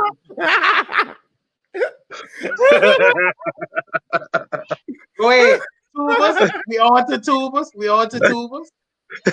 Hey, if the devil was to use a tuba section for his band, it'll be this 2020 St. Aug tuba section. I'm sorry. Damn, damn done. I forgot they didn't have one. Let me tell you something. I see what you're getting at, because at my church they always say God may not show up when you want him, but he always on time. They just don't show up. They just don't show up. Yeah, that's the devil. You can tell. That's the devil. All right, Johnny, we need whirlwind. I'm not getting involved in this topic. I don't blame you. If the devil was well, I don't want to say that about the babies. If I was about to name a minute. Hey, Darrell, if the devil was an arranger, what school? You know what? Okay, this ain't gonna be hot. Go ahead. Say what you gotta say. Say what you gotta say. If the devil was to use, what you about to say? I'm not. If the devil was to use some arrangers from the school, he was asking Darrell, where would they be from? Darrell, where would, if the devil was using some arrangements from a particular school and he wanted to offend people and mess their ears up and then what's if the devil wanted to ensure with using nothing but arrangements that the whole audience was gonna have a bad day, what arrangements would he use, Darrell? Come on, Darrell. It'll definitely be Clarence Gibson's. That's cool. Holy cow. What about high school? I'm not gonna lie to you. I didn't think he was gonna say that school. I thought he was gonna say college, but I didn't think he was gonna say that school. Oh. I'm out of this. As soon as y'all get it's all the way down. Are we ready to choose a band director? No. Because we gotta get mellows. We gotta get. We can choose a band director. If the devil wanted a head band director, I know who we would choose. Go ahead, Matt. We're gonna choose mellows and baritones. Y'all messing, bro. Lucifer's mellophone section. Whatever year that Lucifer's- was, Fauché was in their band room playing Before I Let Go. We most definitely want those mellophones in this Lucifer's band. Oh, I got a mellophone section. What is? John F. Kennedy 2001 versus Aliens mellophone section. 2001? 2001 mellophone section. Okay, that's since it seemed like this is an attack on Kennedy. No, then Matt, it is not an attack No. on Kennedy. Well, let's get it popping. No. Because I was trying to let's get it popping. Matt, you didn't go to Kennedy and you didn't go to Kennedy in give a 2004, damn. Matt. You didn't go to Kennedy. I stand up for the blue and gold. If the devil wanted to use an entire band burger, he would use that shit you marched in. Okay, he would use that piece of shit. And by the way, I hope that ain't one of the bands you got hazed to be in, because they couldn't make me do shit to be in that 2003, 2004 club was better than Kennedy 2003, 2004, and it's a fact. It's on YouTube, and them people sounded like shit, and y'all want to blame the band directors. But you know what? When they put that stupid ass looking uniform on with them dumb ass plastic capes, I blame y'all. It all go back to Fauché. At the end of the day, this is all gonna go back to Fauché. Where Fauché people at?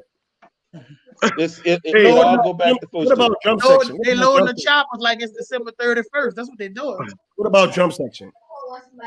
Oh, this is easy. Man. Oh, that's easy. Mine gonna be post Katrina. I'm not gonna stunt. Well, post up. Let's go. Who they are? Ooh. Who y'all think? Say, look, if we just talking, if the devil had to use a set of drum majors, he would use Lane College drum majors. They march like you ain't never saw nothing this ugly before. Can we get a video of Lane College drum majors? No. If the devil had a group of drum majors, it would have been Eastern drum majors.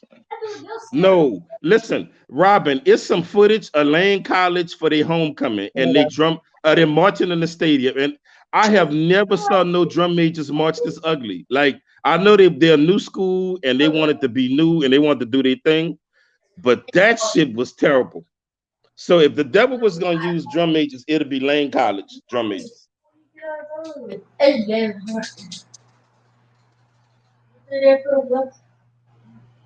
If the devil was gonna use a dance team, he would use John Mack dance team. John Mack had a pretty good dance team before Katrina, actually. No, they didn't. Yes, John Mack did. John Mack had a very good dance team before the storm. You a horrible judge of dance team. Them bitches were fine. They're all about 6 Well, that's different. That's all it's about for horn players. If the devil had a B-tone section. Oh, hold on. This the video. Say, bro, when they show these drum majors up close marching, I'm like, how did they come up with this stupid shit?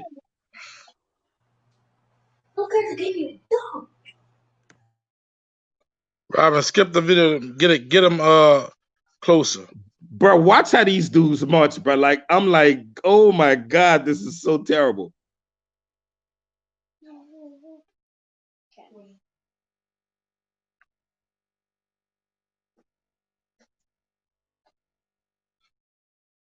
Who they band right there? Man up.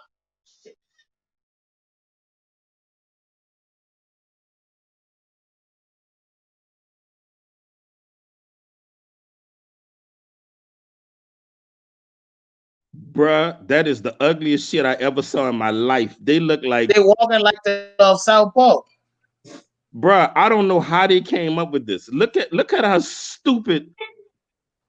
They look like ducks. What? How did like that? That because they came. That's their style. But I'm telling you, if the devil had come, they must be what? Chief.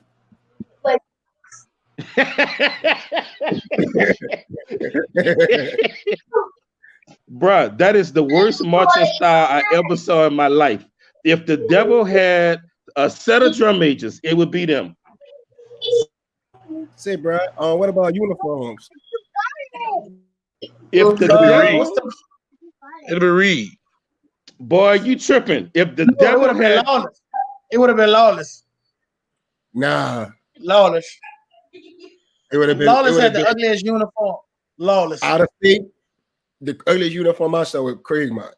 Uniform was horrible, and Landry Walker uniforms is the ugliest shit I've ever seen in my life. Craigmont had band uniform.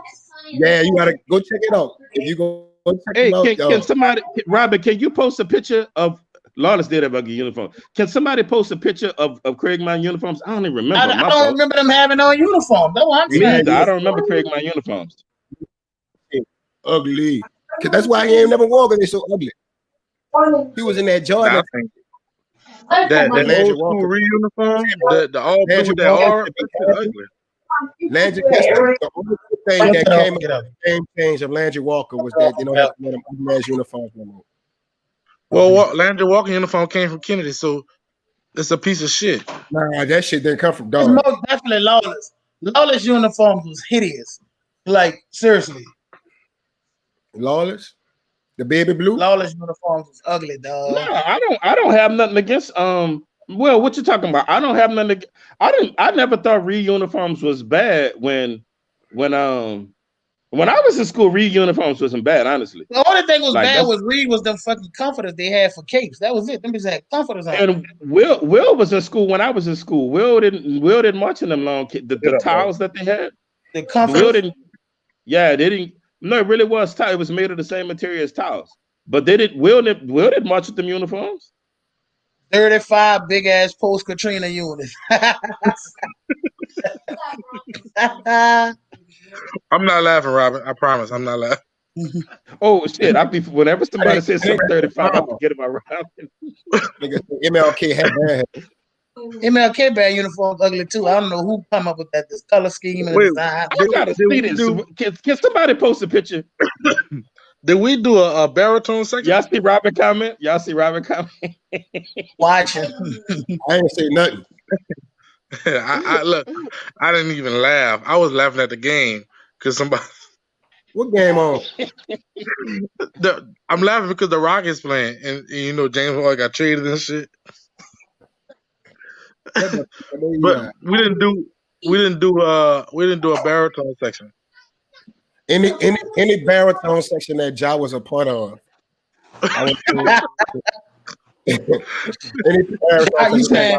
You saying our new baritone sections will be perfect at Lucifer's band? Soon as Ja left, the baritone section became better. So he there for sure. Yeah. I'm proud to say that none of my sections or none of my schools is a part of this Lucifer's band. Yeah. Oh, your uniform. No, because I went to Old Perry Walker, not Oliver Perry Walker, not Landry Walker. Hey, listen, Johnny just made a comment. Johnny said that if Lucifer was using needed a baritone section, that he would use any baritone section you've been a part of. I think he's implying that any baritone section you were a part of wasn't that good. So I'm also thinking that if we using Ja's baritone section, we're using Ja's band director as the band director of this band, right? I ain't never said that. So since you said that, if Lucifer had to pick a band director to lead his band, who would it be? Tennille, easily. Definitely not. Tennille, easily. Definitely not. Tennille, easily. No, it's not. How you gonna do that? Johnny, who it is, Johnny? No, it's not. Definitely not Tennille. Tennille, I don't care what y'all say. Tennille is an excellent band director. Who said he wasn't? But we need him to lead this band. No, John, you're not coming on. You're not coming on. Come on, Alan. He's scared for Jada. No, Johnny's scared for Jada to come on here and set him straight. Say, bro, you know what, Johnny? I don't think it's fair that you can say something about that man. You use it, as we said, no, that's not the true. bully pulpit. Come on. So Johnny, who was the band director?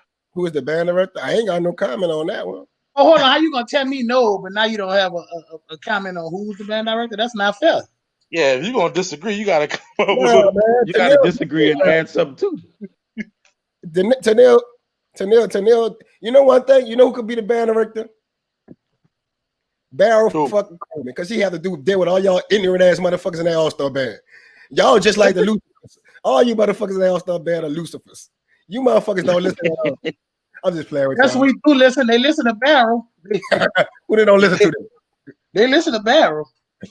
That's why I said Barrel is Lucifer. That motherfucking out is the he'll get you ass. He'll get your ass because he curse everybody else. People ain't got no choice but to listen. Just like name, but my band director, I don't know what school he at no more. Who you talking about? Will? If Lucifer was to have a band director, I wouldn't know where to find him at. All right, let me ask y'all something. Who y'all think is the most shadiest band director? The shadiest band director? Oh, Todrick. Barrel. Nah, Barrel. say bro. No, Barrel. Todrick started with the shade. It's Barrel. It ain't Burrow. Bro. Yeah. It ain't Burrow. Shady? Talking about like throwing shade? Oh, it's Barrel. I be wanting to say stuff, but you know I can't say nothing on that. Johnny, you a hater for that, boy. Johnny, you know what, Johnny? I see a lot of growth. I'm glad you're not chiming in on this. Yeah, I'm glad you just stir the shit up, but you don't really get into shit. That's good. Hey, how you gonna stir the pot? I won't say something about that arranger shit, but I'm gonna keep my comments to myself on that.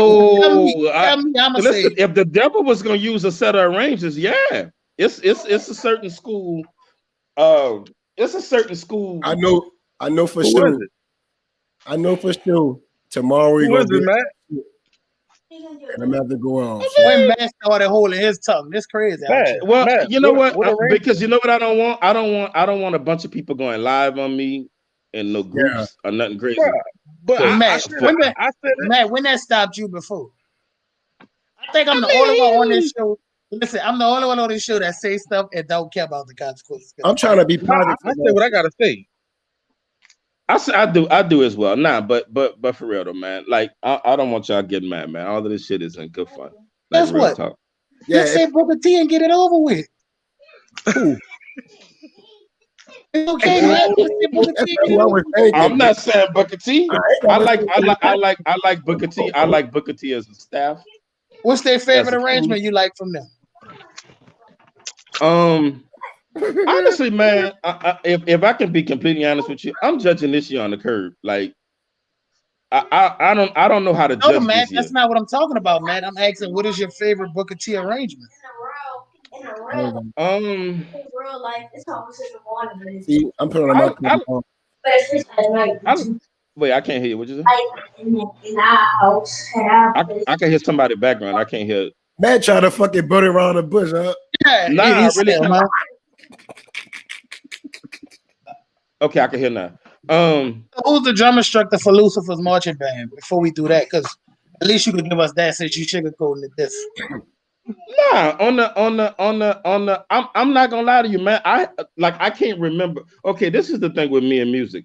Because I play so much music, like songs get jammed up in my head and I can't even remember the name of them. Like every time I play a gig, I always confuse Best of My Love and this other song. Da-da, da-da, and da-da-da-da, da-da-da-da. To Be Real, I always confuse them two songs because songs just get jammed up in my head. So I can't remember the name. What's up, brother? What's up, brother? What's happening? What's happening, man? Oh, hey, matter of fact, since my man East he is providing the alcohol for the pre-game show for the Crucial Conflict. If I was there, I would. He have my partner. He have cash out.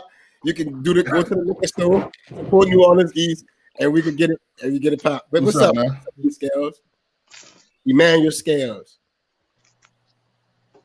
You have a say so in Lucifer's band? You can hear us, Emmanuel? Mr. Scales. Can you hear? Let me. Oh, I hear y'all. Let me. I don't know. I'm getting an echo. Let me get off. Let me. You scared to comment on Lucifer's band, huh? No, there we go. Huh? I had both of the tabs up. I was hearing echoes and shit. Okay, now I can hear y'all good. So, marching band. Shit, y'all named everybody, huh? What y'all don't? If there's Y'all anybody you from want to add, Hey, let's ask you then. If Lucifer had a trumpet section, what trumpet section would it be? I know. I heard Matt. I think somebody said Fauché trumpet. I remember that. I don't know if y'all said. I don't know about trumpets, but when I think about French horns, I'm gonna give it to Fauché. Back when I was in the band, because they had them. They used to be. They sound like hellhounds up there. They used to be up there. This is all my memory when I was doing my time when I was a band. This is 92, 96. So I remember like on I Want to Know. They used to be. I mean, you will hear them motherfuckers. So I would say, bro, real stuff. This one I want to ask you. I'm gonna even answer this question. When you was in the band, what was the worst band you ever heard in your life? The worst band you ever heard when you was in a band. Fauché. I'm gonna tell you something. For me, it would have been Booker T. When I was in I didn't really, to be honest with you, I didn't really hear Booker. I think I didn't really see Booker T. To be honest with you, but I've seen, being in what that was 958 was our conference, I think. Yeah, we seen Fauché, and don't get me wrong, and we talk about Fauché. Everybody talks about Fauché, and it's just, but it was time. I mean, it is. And the nigga said Abe and Douglas. He talking about the Abe.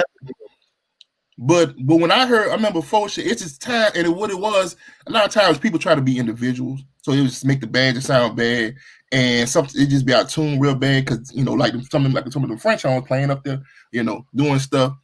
Fauché was loud, and they had. I'm gonna tell you some of the best years during my time that Fauché had. I ain't gonna lie, is when Miguel came there, because I can name songs. We talk about all the songs that Fauché sounded bad on because it was a lot, but I remember times when they played like songs like "It's Real." They used to they sound good on it, and I remember like with Fox and all them boys used to be back in it. Man, it's blowing and it sounded good, but it was times a lot of times where it sounded bad. And they was used as the definition of sounding bad. Mine had to be corn. I'm sorry, brother Jiren. Brother Jiren, are you saying that Johnny's senior year the band was bad at Abe? Definitely tripping. He's definitely tripping. That man went to say no, bro. The worst. If you don't mind, like describe them in one word, Mr. Jiren. Hey, like describe that band in one word. That's the that Mr. D. Somebody say that Mr. DJ was awful. my band, the worst band I had to hear was probably Corn. No, you talking about your years? Yeah. Boy, you sound crazy. Corn with Ricardo, that was the truth. I ain't gonna lie. I'm not in Burger. There's nothing against you because you was not in that band. But the worst band I heard Clark was bad. Was Clark. Well, yeah. Like 2000. Like 2001, that fucking Clark band. Boy, you sound dumb as a motherfucker. That's true. Every year of existence. I'm gonna say my definitely my years. Clark sounded like them boys used to have like one trumpet, one mellow. I forget. I'm yeah, bro. They had one trumpet and he was playing first, second, and third. That sounded like Kennedy. That sounded like Kennedy every year after Doc left. Boy, make me tag low. Hold up, bro. You saying that Kennedy trombone played first, second, and third after Doc? Every year after Doc left, they played one part. It's like them fools was waiting on Doc to retire. Yeah, we can all play first now. Let's get it. The boy had an all-star trombone section. Boy had an all-star trombone section. Hey, Jerron, I could pull up the A versus St. Aug on Phil show. If we sounded bad, I definitely could pull that out. I love that. Yeah. That Phil. Damn, Jaron. What school Jaron went to? St. Aug. What year? St. Aug. Nah, St. Aug in 99 sounded bad. They did? St. Aug 98, 99, my senior year or the year after? In a bad year that year, 98, 99. Your senior year. Nah, St. Aug didn't sound bad my senior year. They didn't had a bad year, 98, 99. I never heard of St. Aug. I only heard one that ever bad my senior year. St. Aug tuba section. I only heard one. 98, 99, because they had a bad year. St. Aug. And they came back. That's my senior year. They didn't. I remember seeing them across the field. They was straight. So all right, that's the same year. They were bumping y'all last night. Y'all demolished St. Aug. They'll tell you what happened. Hey, I'm gonna be real with you though. Abe had a good year. My senior year too. 98, 99. Abe was real good. Reed was. You know what? Reed wasn't great my senior year. They wasn't terrible. What's your senior year? When I tell 98, 99, but they had Will that just left. Will that like just left. When I tell people I only lost to Reed 1 year, people think I be tripping. How many times you lost to Kennedy? Who, me? Yeah. I never lost. Any year I was there. When I was the band director, I never lost to Kennedy. Any year I was there. They like any year I was in school. How many W's you got in your band career? Oh, so you said I got a few. We got quite a few. Against who? Can you name them? Against who in the years? Can you name them and give me the years? My opinion. This is my opinion. We had a lot, especially my senior year, 96. See, we had a lot of damn W's. I'm like they started good in 96. Okay, you can do 96. Who got a W off in 96? A lot of bands. You ever heard him in 96? I'm asking him a question, Johnny. Oh, I'm sorry. Because you're breaking up. Say it again. Can you give me the W's y'all got in 96? See, all our games was W. I'm gonna say. Okay, name the schools. Like I don't know who. What I'm gonna say. We got our ass buzzed by this school. We got our ass. No, I'm telling you name W's. I ain't telling you name no L's. Kennedy lost to Abe in 01. You know the 958. I can believe that. 958. So was Kennedy one of those schools in 96 that y'all one of those schools? Kennedy was one of those schools. You smashed. I know. I still smashed. That's the same year. See, I asked you what was y'all W's in 96, and now you act like you scared to tell me who.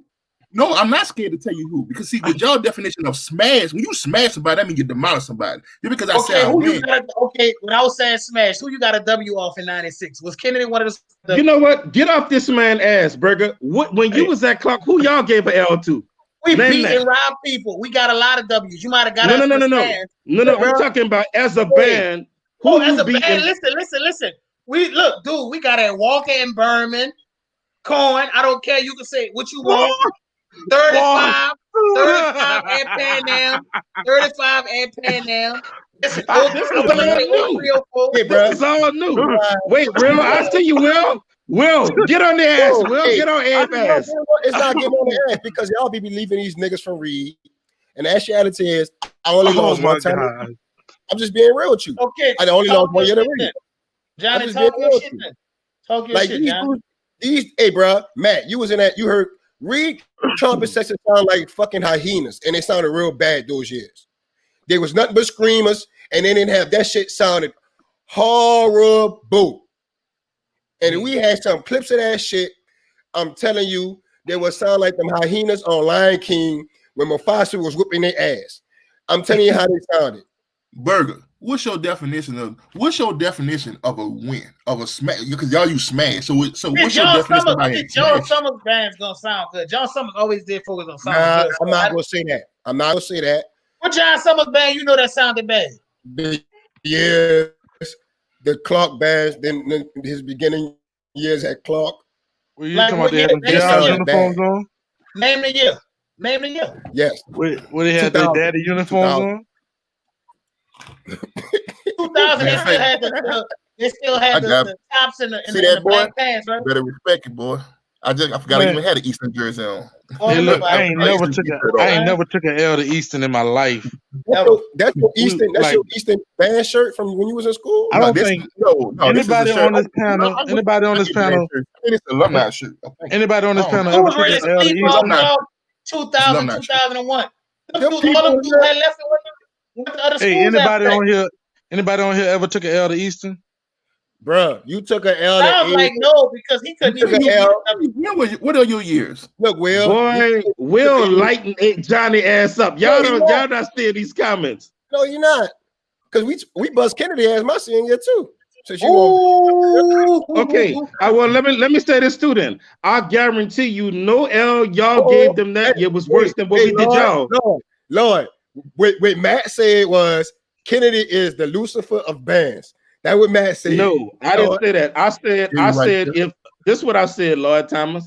Lloyd, my guy, y'all. So he gonna appreciate this. Let me say this. If the devil was gonna use a trumpet section, if he wanted to ruin everybody's day, I think his trumpet section of preference would be Fauché in '94. I think he would have to go with that one. I don't see how he could choose another trumpet section other than that one. What are your thoughts on that, Lord? Lord, he's saying basically y'all were shit water. I mean, y'all the worst trumpet section ever to touch the city of New Orleans. Back to this Abe and Reed thing when I was in school, dog. Let me tell you something. When Will left, y'all fell off the bag of clip. Dog, them dude was horrible, dog. And Reed dude really, they didn't get good till Miguel got there. Miguel didn't get there till my senior parade season. My senior parade season, that's when Miguel got there. All them other years, them people was not good. Man, and no lie, bro. It seemed that everything that Miguel touched. Hold on, time out.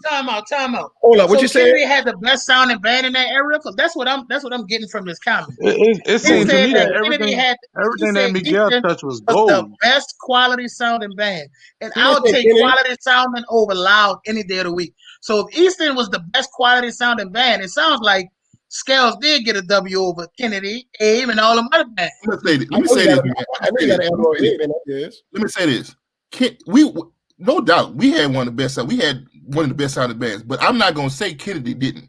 I have vivid memories. I think I said it one time on here in the comments. I have vivid memories of hearing Kennedy and like, goddamn, they sound good. You know, so I mean, I'm gonna give. That's one thing about me. I'm not gonna. Hey, Manny, they don't like that. You see how their faces with the looking, huh? They don't like that. Nigga on here who got some cool pride. I don't want to hear all this kumbaya, my lord. Give me somebody on here who got some cool pride. Hey, let me ask the question. Can y'all? Hey, Robin, do me a favor. Send the link, Lloyd Thomas. Can you come on real quick? Props. We about to go, but Robin, send Lloyd Thomas the link real quick. Because that man literally just said y'all had the best quality sounding band. I be trying to get. You be talking a whole bunch of shit on damn Berg, and I be letting comments. We want to light your ass up. Let me tell you something. You don't want to hear the damn truth. You don't want to hear the truth. Lloyd, snatch that link and come on right quick. Let's go. It sounded good, man. Listen, I have never heard nobody say Kennedy. Did they sound better than y'all? I didn't. At times they sound better than y'all. At times we sounded better than them. That's not what I'm asking you. Did they sound better than you want to give a definitive answer? That's not a one section answer. You can't just say that overall, because overall, I'm gonna say I'm always gonna have school pride for Easton, bro. Because I know what we did. You ain't got no school pride. I'm not gonna. You a whip. You scared ass band. You was a horrible ass band. You scared of Kennedy. You a horrible ass band. Take this nigga off my show. Because he's scared of Kennedy. He's scared of Kennedy. You tried to I had enough of all that shit talking about you banned Jesus. He's scared of Kennedy. He's scared of Kennedy. He's scared of Kennedy. No, it ain't that. Let me explain something to you. You shut up. I wish I would have got a chance to Kennedy. You in the bullet band, and you got these people get on here scared to speak negative. Good bands give props to the good bands. Your band was horrible. Your band was horrible. All your fucking players, you're probably horrible too. Put your horn up. Put your horn up. Oh, I come to New Orleans, smoke your ass on your trombone. Oh, how much money you got that I bust your ass on that trombone? I got 2 bills on it. What's that? Okay, well, next time you come, I don't want to talk no more. Next time you come to New Orleans, next time you come to New Orleans, we can battle on my horn. We can battle on my horn.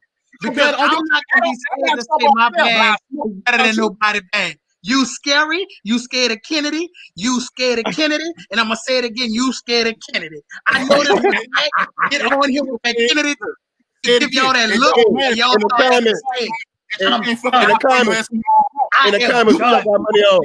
In the comments, y'all got money on Burger, y'all got money on. You talk about anybody. Kennedy is some bullets. Kennedy is some bullets. Kennedy is some bullets. I want to hear Burger with his shit. I'm gonna put it on. on Facebook page. Kennedy I'm coming to is New some Orleans. bully. That's not fucking wrong. Kennedy I want is some bully. Kennedy got y'all by the tip. Kennedy got That's y'all not by the tip. no. You're trying to get that man to say bad shit about. Let me say this: there ain't nobody got by the goddamn You no see, goddamn soon as tip. you jump off here, Matt gonna say, y'all see that difference with Kennedy respect? Y'all see that No, Kennedy I'm respect? absolutely See, not. this is what I'm saying. I'm absolutely not. Let me You would have say been this: at Kennedy's neck. when I was in school, Easton was a damn good band. They had a quality sound, but every year Clark was shit. Like every year. If Clark band, if you saw their band banner, behind the damn banner was a hellacious sound. And I mean that in a bad way. I got you. I got you. Listen. Everybody mute their phone. Listen. Everybody mute their phone. Everybody mute it. Listen. This man is scared. This man is scared of Kennedy. If somebody put out No, play some, Burger. Shut up. Play some. Burger got the horn. Look, Burger got the horn. I see dead people. Y'all mute your phones.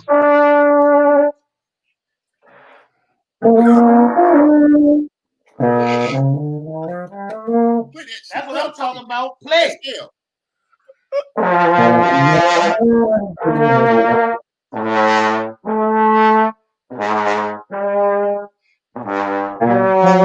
You playing on the baritone?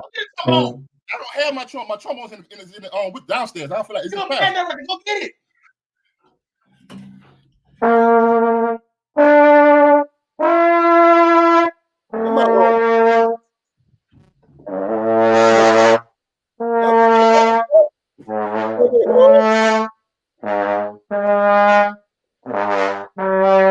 Burger. All right, Burger.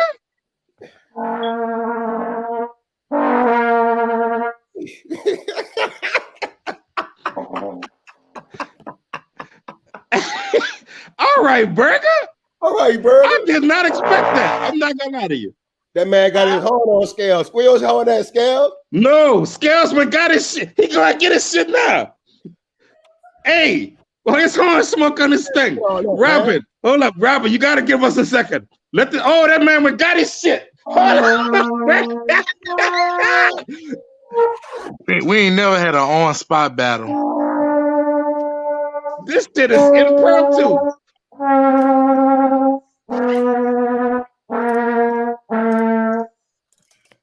Burke, no, Johnny, let the man play. Hold on, let him. That man got his trombone. Ooh. Burger got lows in this thing. Burger sad. Burger sad. Nigga said Charlie for the horn. Burger food. Nigga said Charlie for the horn. No, wait. Well, hold on. Manny, you ready? Hold on, I gotta get my shit. My man got it. He got to apply his slide oil and everything. Damn, my mouthpiece. My boy getting greased up. I had to get my mouthpiece, man. I put this on. It's cold. It's cold there. You fucking broke this. Hold on, Burger. Go ahead, E. Play something for us.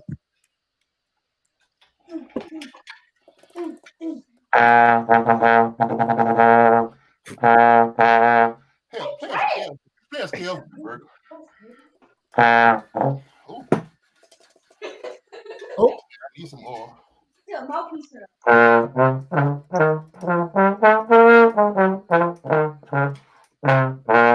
Play a B-flat scale for me, Burger.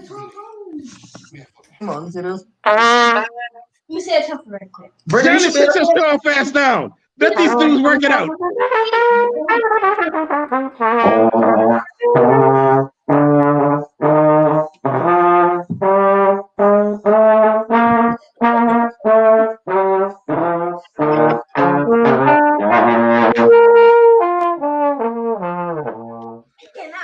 Say, bro, I don't know when niggas get this rotation that I'm. be getting on my horn, but I gotta say, y'all got late. Hey, them boys playing some shit. Wait, hold on, Bert. Johnny, I'm gonna let him go. Let him play that again. I want to hear that again. That sounded good.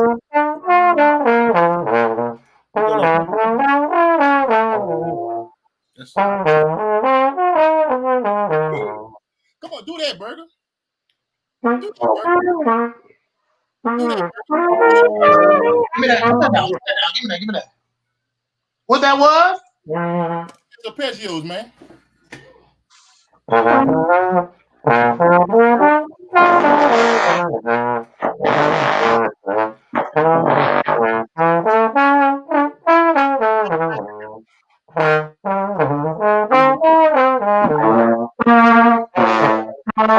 Burger, let me tell you something. Burger, don't let this man come on and get on your ass. Get on him. Get on my ass. I told y'all I can play my horn in real life. All he can do is teach me something. That's all he can do. I can't take off my ass. He can teach me something. I'm just saying, my thing is Burger. I like Burger. I like Burger. I promise I like you, dog. I promise I like you, but you talk a lot of shit, bro. Listen. I talk a lot of shit. I'm not listen, you know why I talk a lot of shit? Because if I was a poo nigga, somebody would have embarrassed me long time ago.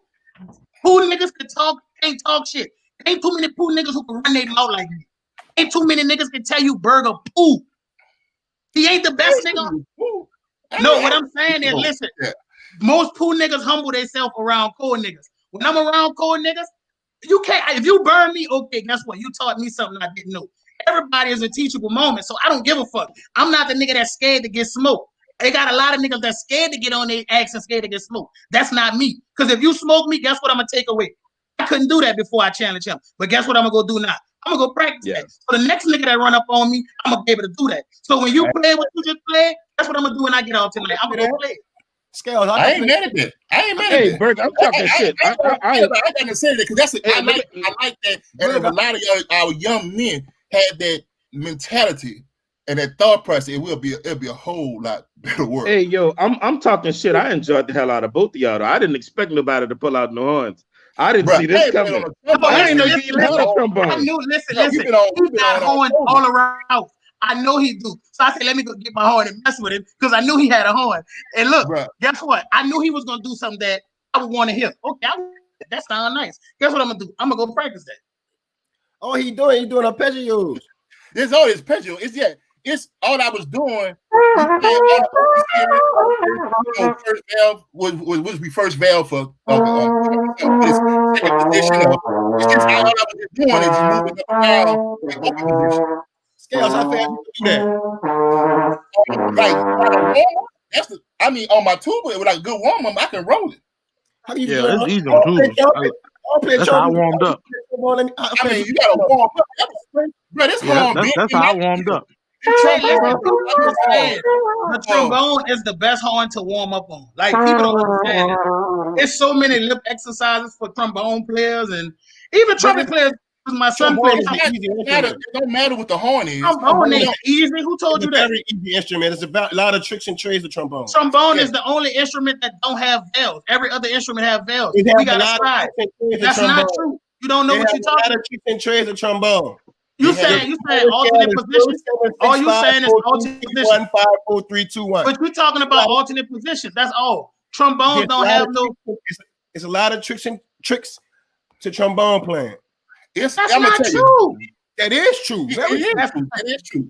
It's not true. Trombone players got to get it out the mud. No, it's very true. If you understand, let me tell you, trombone players should have one of the best ears. Definitely. That's true. One of the best ears. But guess what? I think trumpet players should have one of the best ears. I think trumpet players should have one of the best ears. Well, I'm gonna say trombones should have to have one of the best ears. You gotta hear that. That's true. But trumpet players a lot of trumpet players I know have some of the. I'm sorry. Y'all moving way. Hold on, y'all moving too fast. Why do y'all say trombone players could have the best ears? Okay, because the trombone, you move that slide that much, and you got a whole different note. Yup. Not If only you're that, supposed to be in You second gotta be position, able to say, if you're all right, supposed to I'm be in in the right second position. position and you a little too far out, it's gonna sound funny here. It's deeper than that. It's Sometimes deeper than that's that. not the case. Sometimes It's that's deep. not the case. You got to hear what it, because it's a slide, so you got to Thank you. hear where that note at, because Thank on you. like on the first, and also it depends on the horn too, because Depends on the horn. because Thank you. a third and tune trombone on one horn might not be the same third and tune trombone on another horn. So you have to really develop, as you got it's a developed ear, but you have to really hear that, you know what I'm saying, and know that if you in tune or not, you know. And know, and as far as somebody who don't really have a whole bunch of knowledge, know if they need to go in, go up, or go in or out, if they flat or sharp. You know what I'm saying? Wouldn't that make something? So wouldn't that make something a little more harder on trombone than anything else? Because literally, we just said if you're supposed to be in second position on trombone, and if you even fall as an inch too far out, the note gonna be flat or it's gonna sound funny, and you can hear it. On trumpet, if you playing a C, you open. If you make a mistake and play a G or the wrong note, that's just on you. But you can adjust better. That's not you can C adjust is open, it. so is G. They both should be open. I'm saying when you playing, you can actually sometimes you can actually play, bro. So like if I play C, you can easily go flat. You can easily go flat on a trumpet, like it's with your tone. Like you gotta know your horn. You really gotta know your horn. but if you're supposed to be in second position on trombone and you way down here, that's the wrong note. Is what I'm telling you on trombone. That's the wrong note, and you're gonna hear it. You can hear it. The person that's standing in front of the band can hear that you're in the wrong position. Yeah, that's true. So are y'all saying that I can say one thing right quick. What I learned that certain horns, like if I have a cheap trombone and I give it to a student, if they playing third, what is a cheap trombone? What is a cheap trombone? What is a cheap trombone? A reveal. A reveal. You talking about the trigger with the big bell? A reveal. The brand of the horn. The brand of the horn. What's the name of it? Reveal. How does that make it a cheap horn? I never heard of the trombone. I'm serious. Because it's made with inferior material. Like this is a king. This right here, it looks old, and somebody. This is a king though. It's a king epitaph. Those good. And so like you might have a Reveal, same F attachment horn, but my horn is gonna be more in tune than that horn because of the material and quality it was made with. Man, do you know how hard it is to play on that horn? If you jump from small shank to a big shank on the trombone, it's not an easy adjustment like you think it is. Like dudes try to play on them small shank trombones like I have. If I was to go and jump on that horn, it's not the same. I played on one, and I was very shocked at the amount of air you got to put through that big shank. I'm sorry. Wait. Y'all moving too fast, Johnny. You moving past because you was about to say something that I was about to ask. Okay. When you give a cheap horn to a student, what were you about to say?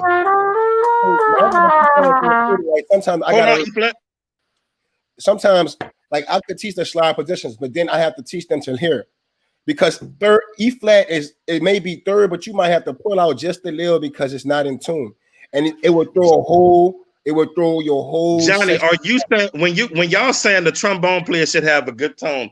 Are you saying that his own personal thing need to be together, or he needs to be in tune with his section? That's what I'm trying to grasp. He needs to be in tune with his section and with the band. He should be saying both. The whole section should be in tune. That's why band directors always teach listening to the person next to you. You should be able to hear the person next to you. You're gonna hear that you're wrong. You can hear that you're wrong. You can hear that you're wrong. Brother. And Walker Barron, we had a tuning machine, and we tuned up pretty much once a week. Hey, Donnie, you know you my partner looking like a dog, but you know it is. Sometimes it be the horn, dog. I'm telling you. Man, it don't be the horn. Listen. I'm agreeing with you that if you have a horn like he got, that is the top of the line horn. But every kid can't play on that horn. All them high school kids can't play on that horn. Hold on. Burger. But all right, what you're saying is true. What Johnny's saying is true too, though. What Johnny is saying is that you have inferior horns, and the horn itself is made inferior, so it's out of tune automatically. Right. So you have to adjust for that out of tune. It's like he said, like somebody could pick up a The horn is out of tune automatically. Listen to me, brother Scales. We playing marching band music, and even 9 times out of 10, you can tune as much as you want to. When we playing that marching band music, depending on the weather outside, the horn itself is not going to sound the way you want it to sound, because one, we playing marching band music, and the shit loud, and two, the weather determined. If you go outside, it's freezing cold. Not that we playing marching band music, is that something to go to your point, what you're trying to say is that because not we playing marching band music, is that how we're playing? Yeah, that's true. That's very true. It's that's how what we're I'm saying. playing. It's how we're playing. So yeah, I understand what you're saying on that, but at the same time, though, you can have if you can get into a good intonation where that band is like on it, that sound with that sound. Okay, so you're telling me you could take that same horn, you could take that same horn and that sound bad or sound out of tune and put it and play it like a classical piece, and it would sound different. It depends on who's playing the horn. It depends on who's playing. Matt, it depends on too many determining factors. Y'all keep changing the factors that affect this. Like Matt, you can actually do that. You have an orchestra. I'm gonna do this because this is a perfect example where you have professional players. If you have an orchestra, I mean a symphony, somebody's symphony, in some city or whatever, and all of them play on some of them play on revels or whatever you say, some cymbal shit. I saw a horn called cymbal, but cymbal, and then you have some on keys and box and stuff like that. You will hear the difference. Some shit you just can't escape. Now they're gonna try to lip it up or make it sound because they're professionals, but it's just the horn parts. That's why we as band directors say, hey, if you want to get a kid a horn, because you ain't got no money, you want to get them on top horn. But when they get serious and they're gonna stick with it, you need to get them a real horn. Yeah, you gotta get them a good horn. It's just like Matt, you're not playing on the same snap drum that you played on when you first started. No, indeed, no. Yeah. No. I'm not. But I'm saying, okay. Back in the Gap, we couldn't afford good ass horns like in the 60s and 50s and shit. But those dudes, I listen to old jazz recordings, and them dudes had good ass tone. Horns was made different back in the day. Because you can make the horn sound good. You can make the horn sound like you can make the horn sound like. It depends on the player. All those it's the player behind the. It's the player behind the. You pull them out, push them in. And warm that horn. So then it ain't no bad horn. According to what Darrell's saying right now, it ain't no bad horns then. According to what Darrell's saying. Let me say this. You have to know the horn players. What's their preference for the horn? They will tell you. You have to know the horn you play on. Just because you got a cheap horn does not necessarily mean you can't play it. You just gotta understand. That's not what he's saying, though. Listen, fuck you always gotta say something, Burger. Shut the fuck up sometime. Damn, you're trying to get their point across. You all gotta say. I hope his mama not on here. I'm so sorry. Yeah. Oh shit. Yeah. Oh crap. Yeah. No, what I'm trying to say is, if I played on a saxophone all my high school years, I had to learn how to make sure that horn was in tune. Like I developed how to make that horn in tune. Like I don't like playing on everybody's horn because I know that's why I have my horn, because when I play my horn, I know how I feel. I know how to adjust my armature to play it in tune. Also with that, sometimes if a kid is used to playing on a trombone, and if I'm telling him like, look, even though E flat said third, I need you to pull out. Most of the time, if he pull up just a little, that's where he needs to be all the time. Yeah. Post staff comment right now. Okay, let me say this. No, you don't get to say yep, Darrell. If Darrell is right, everything y'all said before then is wrong. And I kind of agree with Darrell. Darrell just said it's adjustments that can be made on the horn that you can have. That's true. I keep saying yes. Hey, look, before on Mondays at Walker, Rollins take that tuner machine. When people make the whole band, already have a right if he's already a decent player. People talking about what they do. I'm talking about where a horn, you ain't got to do shit. Where you have horns, but you ain't got to do that. You making adjustments because you as the player. So on your horn, you don't have to adjust your valves and shit on your horn. bro.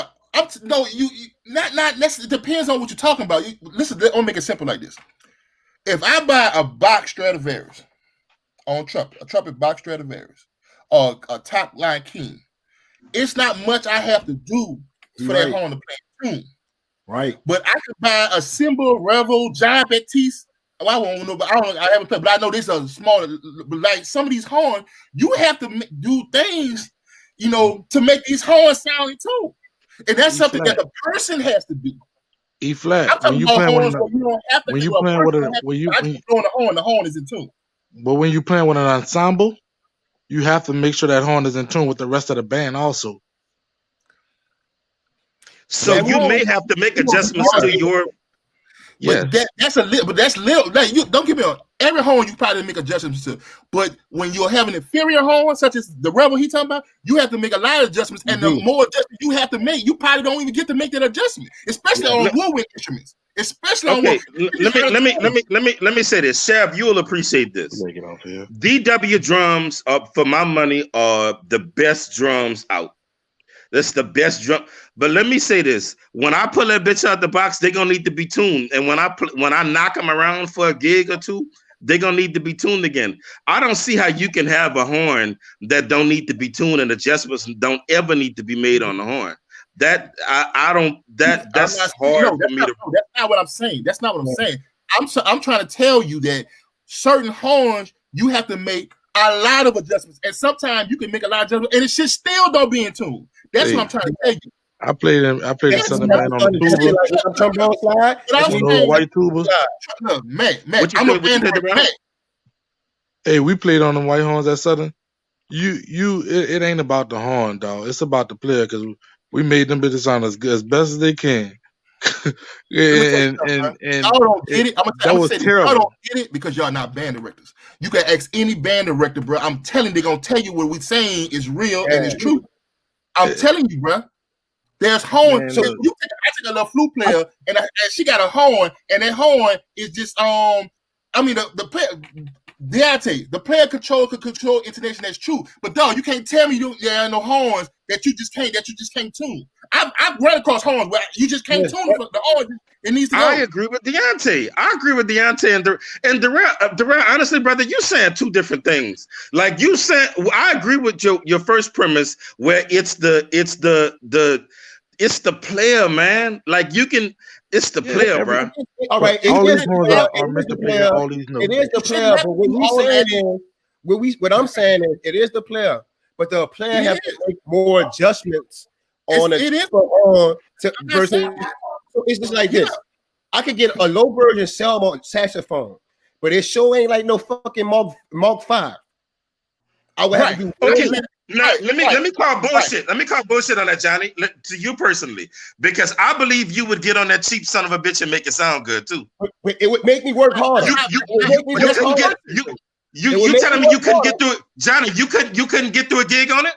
It would make me work harder. Johnny, I'm asking a straight up question. Could you get through a gig on it? I could get through a gig, but it would make me work harder. You see what Deontay said? Y'all saw what Deontay said? That's what equipment makes the sound easier. That's what we talking about, though. That's all we saying, man. We're not saying that you can't do it. Yeah, I'm not saying you can't do it. I'm not saying you can't regardless. It's the equipment like this. I can get it's a difference between I have a clarinet player like I'm just dealing with a clarinet player who's playing a damn revel horn. Did I get her ass a buffet, a buffet, or however you want to say it? You know what I'm saying? And she's playing on that. That's horn. That's sweet, but it's the difference. You ain't got to do as much. I'm not saying that you don't have to make any adjustments at all, but you ain't got to make the shit that I was making on the other horn. Brother Jiren, let me say this. I feel what you're saying about your comparison to having a brand new set of drums, but at the end of the day, I'm gonna still have to know how to play them. Like I'm gonna have to know. That's not what we're talking about, man. That's not what we're saying. That's not what we're talking about. You actually explain what makes the difference of a horn. Right? We're talking about the horn, not the person. I feel as though you can play on any. I feel as though I can play on any horn, but I don't want to have to fucking keep making stupid ass adjustments when I don't have to. I'm gonna tell you this. Look, I got another example for you. you saying Johnny, and you using me, or you might use anybody on this page. But give a beginner, somebody who just started playing, the difference of the horn. And trust me, it's a difference. You'll see the difference. Because we all been playing. We've been playing. They don't have that, but that new player don't have no reference point, man. I started out playing in my church. You should have saw this raggedy piece of shit drum set my church had. Look. I didn't know it was raggedy. I was just glad to be able to go beat up them. They only know that reference point of what they started with, right? So you give them that bad horn. It could be it could be a brand new damn horn, but it's an inferior horn. And then you give them this damn box over here, they're playing trombone. You give them this buffet, or you give them this brand new fucking king, and they're gonna see the difference. I promise you. Quality is the quality of the horn. Listen, I don't know if y'all ever heard of the trombone. It's called a stag. My first ever trombone. No, that's not what I'm saying about the new horn. Made by a company called Stag. Yeah. Let me tell you, Stag made all cheap shit. They simple shit too. Yeah. This horn, listen, that was probably the worst horn I ever played on. Listen, I had a Stag, and a band director told me, bro, you got to get a new horn. You're going to break that shit. Listen, I played on that Stag, and one day, one came apart. Like, I blew, and the whole horn fucking came apart. That's how cheap the horn was. People always tell me, man, you ain't got a better horn. You can't get a better horn. See, when you start moving up the scale and finding out, bro, I didn't really get on horns until maybe like 2011. I just thought you could pick up any horn. I'm keeping it thorough with you. Dudes will say, man, I can't play on that horn. And I used to make fun of them. Like, what do you mean you can't play on that horn? Because I wasn't on it and I didn't understand what different horns was made for different stuff and different materials. Bro, if you got the right horn, you can do some shit if you can play it. You can do some shit. And as you become a professional, and you know this, man, as you become a professional, you get more seasoned with your shit. You want a better quite horn. See, Troy, look, I'm kind of Troy. No, I played in Clock Band with Troy. Troy, no, that is a Deontay. That's true. I mean, but that's bro, not I broke a whole horn. It's called a Stag, bro. I blew and broke it, and I said, man, that was a cheap. And my boy Troy on trombone. I'm marching in the band with Troy. Troy play tuba, trombone, everything. I know, man. We'll be on this subject all night. We gotta go. I know Matt gotta go to work. We gotta go to work. I gotta give testimony. Hey, I'm gonna reach out to you on some real stuff. I gotta go to work too, but I want to revisit this because I don't want y'all to think y'all changed my mind. I don't agree with what y'all saying. But we need to revisit this one. That's what it is. He taking what we saying wrong. Saying is, if you put a player, if I got my whole trombone section playing on keys, we can talk about all our thoughts for next time. So we using all our thoughts too much. I hear a lot of excuses. That's all I want to say. I hear a lot of excuses. Johnny, y'all making excuses, brother. Y'all making. Hey, don't forget about Hey, look, don't forget. Oh, you said it, Bert. Oh, hey, don't forget. Stick around right quick. We need y'all to hit this last part. Hey, don't forget about Crucial Conflict is going to sports.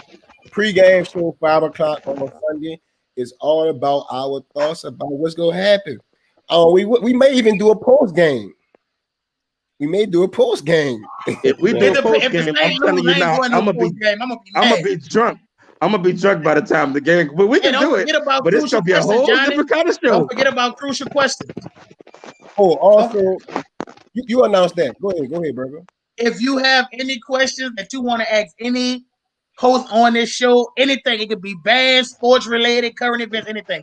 Submit your questions by clicking the link that's going to be in the comments in a few.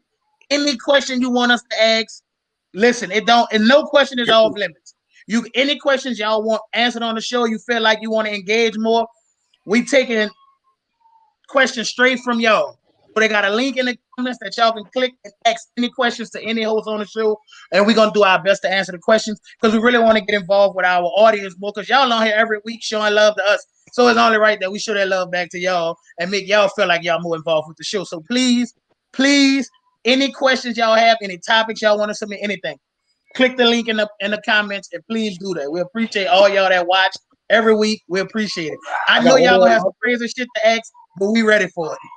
Hey, another thing is, I don't know if y'all saw my Facebook page, but I am collecting donations for the fire victims from last night. They had a big fire in New Orleans East on Chef Mitchell Highway. 90 families was displaced. The Abraham Academy marching band and marching units is taking it upon themselves to get clothing, try to get donations to get clothing to these people. You have a bin right in front of school. You can leave it right in front of school. On the front, by the front door. We have a bin right there. You have anything, any clothing that I have some people that have inboxed me saying that they know people that was affected, and a lot of children need help and everything. They need shoes. So if y'all have anything that you just don't need anymore, please don't. Let's not say that. Listen, don't bring your garbage. Bring good stuff. Like don't. I was a victim of that after Hurricane Katrina. Don't bring like no shit that's in the back of your closet that the rats then ate through and shit. Don't do that.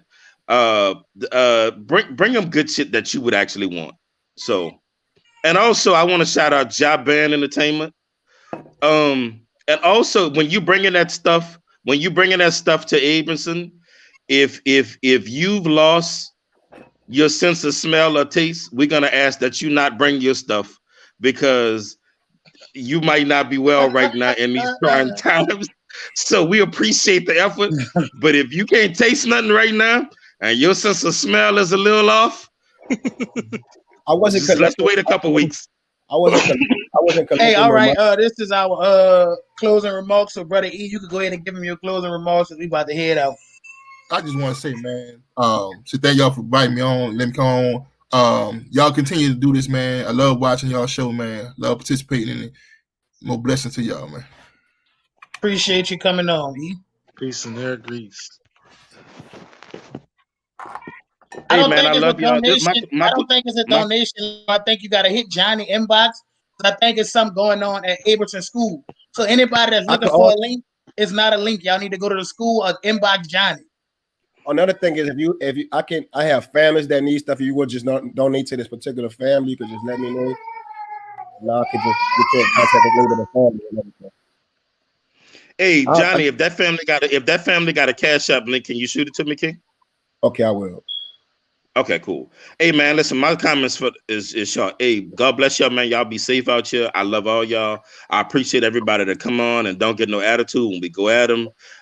Just blessings y'all with, man. Y'all be safe out here in these streets, though. Hey, I love all my black folk, no matter what y'all think. Tune back in next week. Well, you cut your child cutting up. Yeah, my baby. Yeah, I gotta jump off, y'all. Little man acting a fool, but I do appreciate everybody. Appreciate you coming on. Appreciate the two brothers that came on earlier. We need to have another show pertaining to that, because like I really noticed, even when it's two black people discussing race, it was a panel full of black people discussing race, and it still got edgy, because like I said earlier, race is a very uncomfortable subject, and that's okay. Edgy is good. Edgy is okay. Yeah, it's not supposed to be peaches and cream, because we're talking about something that affect all of us, whether it was negatively or positively. Racism at one point in time has affected all of us. So yeah, that's all. One more thing. Okay. Who that? And I hope we stretch Tom Brady ass. I hope y'all do too. Another thing.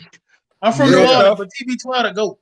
I'm from New Orleans. I hope the Saints win. I hope they bust his ass. Send him out like y'all did Brett Favre.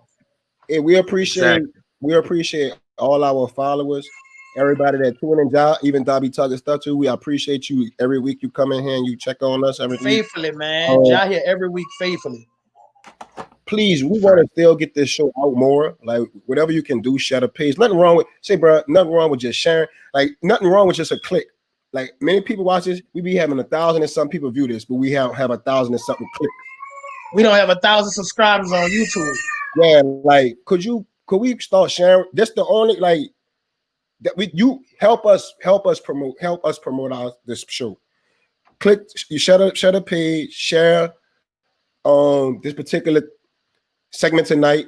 Man, we appreciate everybody. We just try to make y'all laugh. This all we trying to do is put some joy into your spirit. Ain't no football came on tonight, especially. We just try to put some joy into your spirit. Like they said, race is an uncomfortable subject, but it's something that needs to be talked about. Thank y'all for coming out from the Crucial Conflict crew. God bless you. Good night. Peace and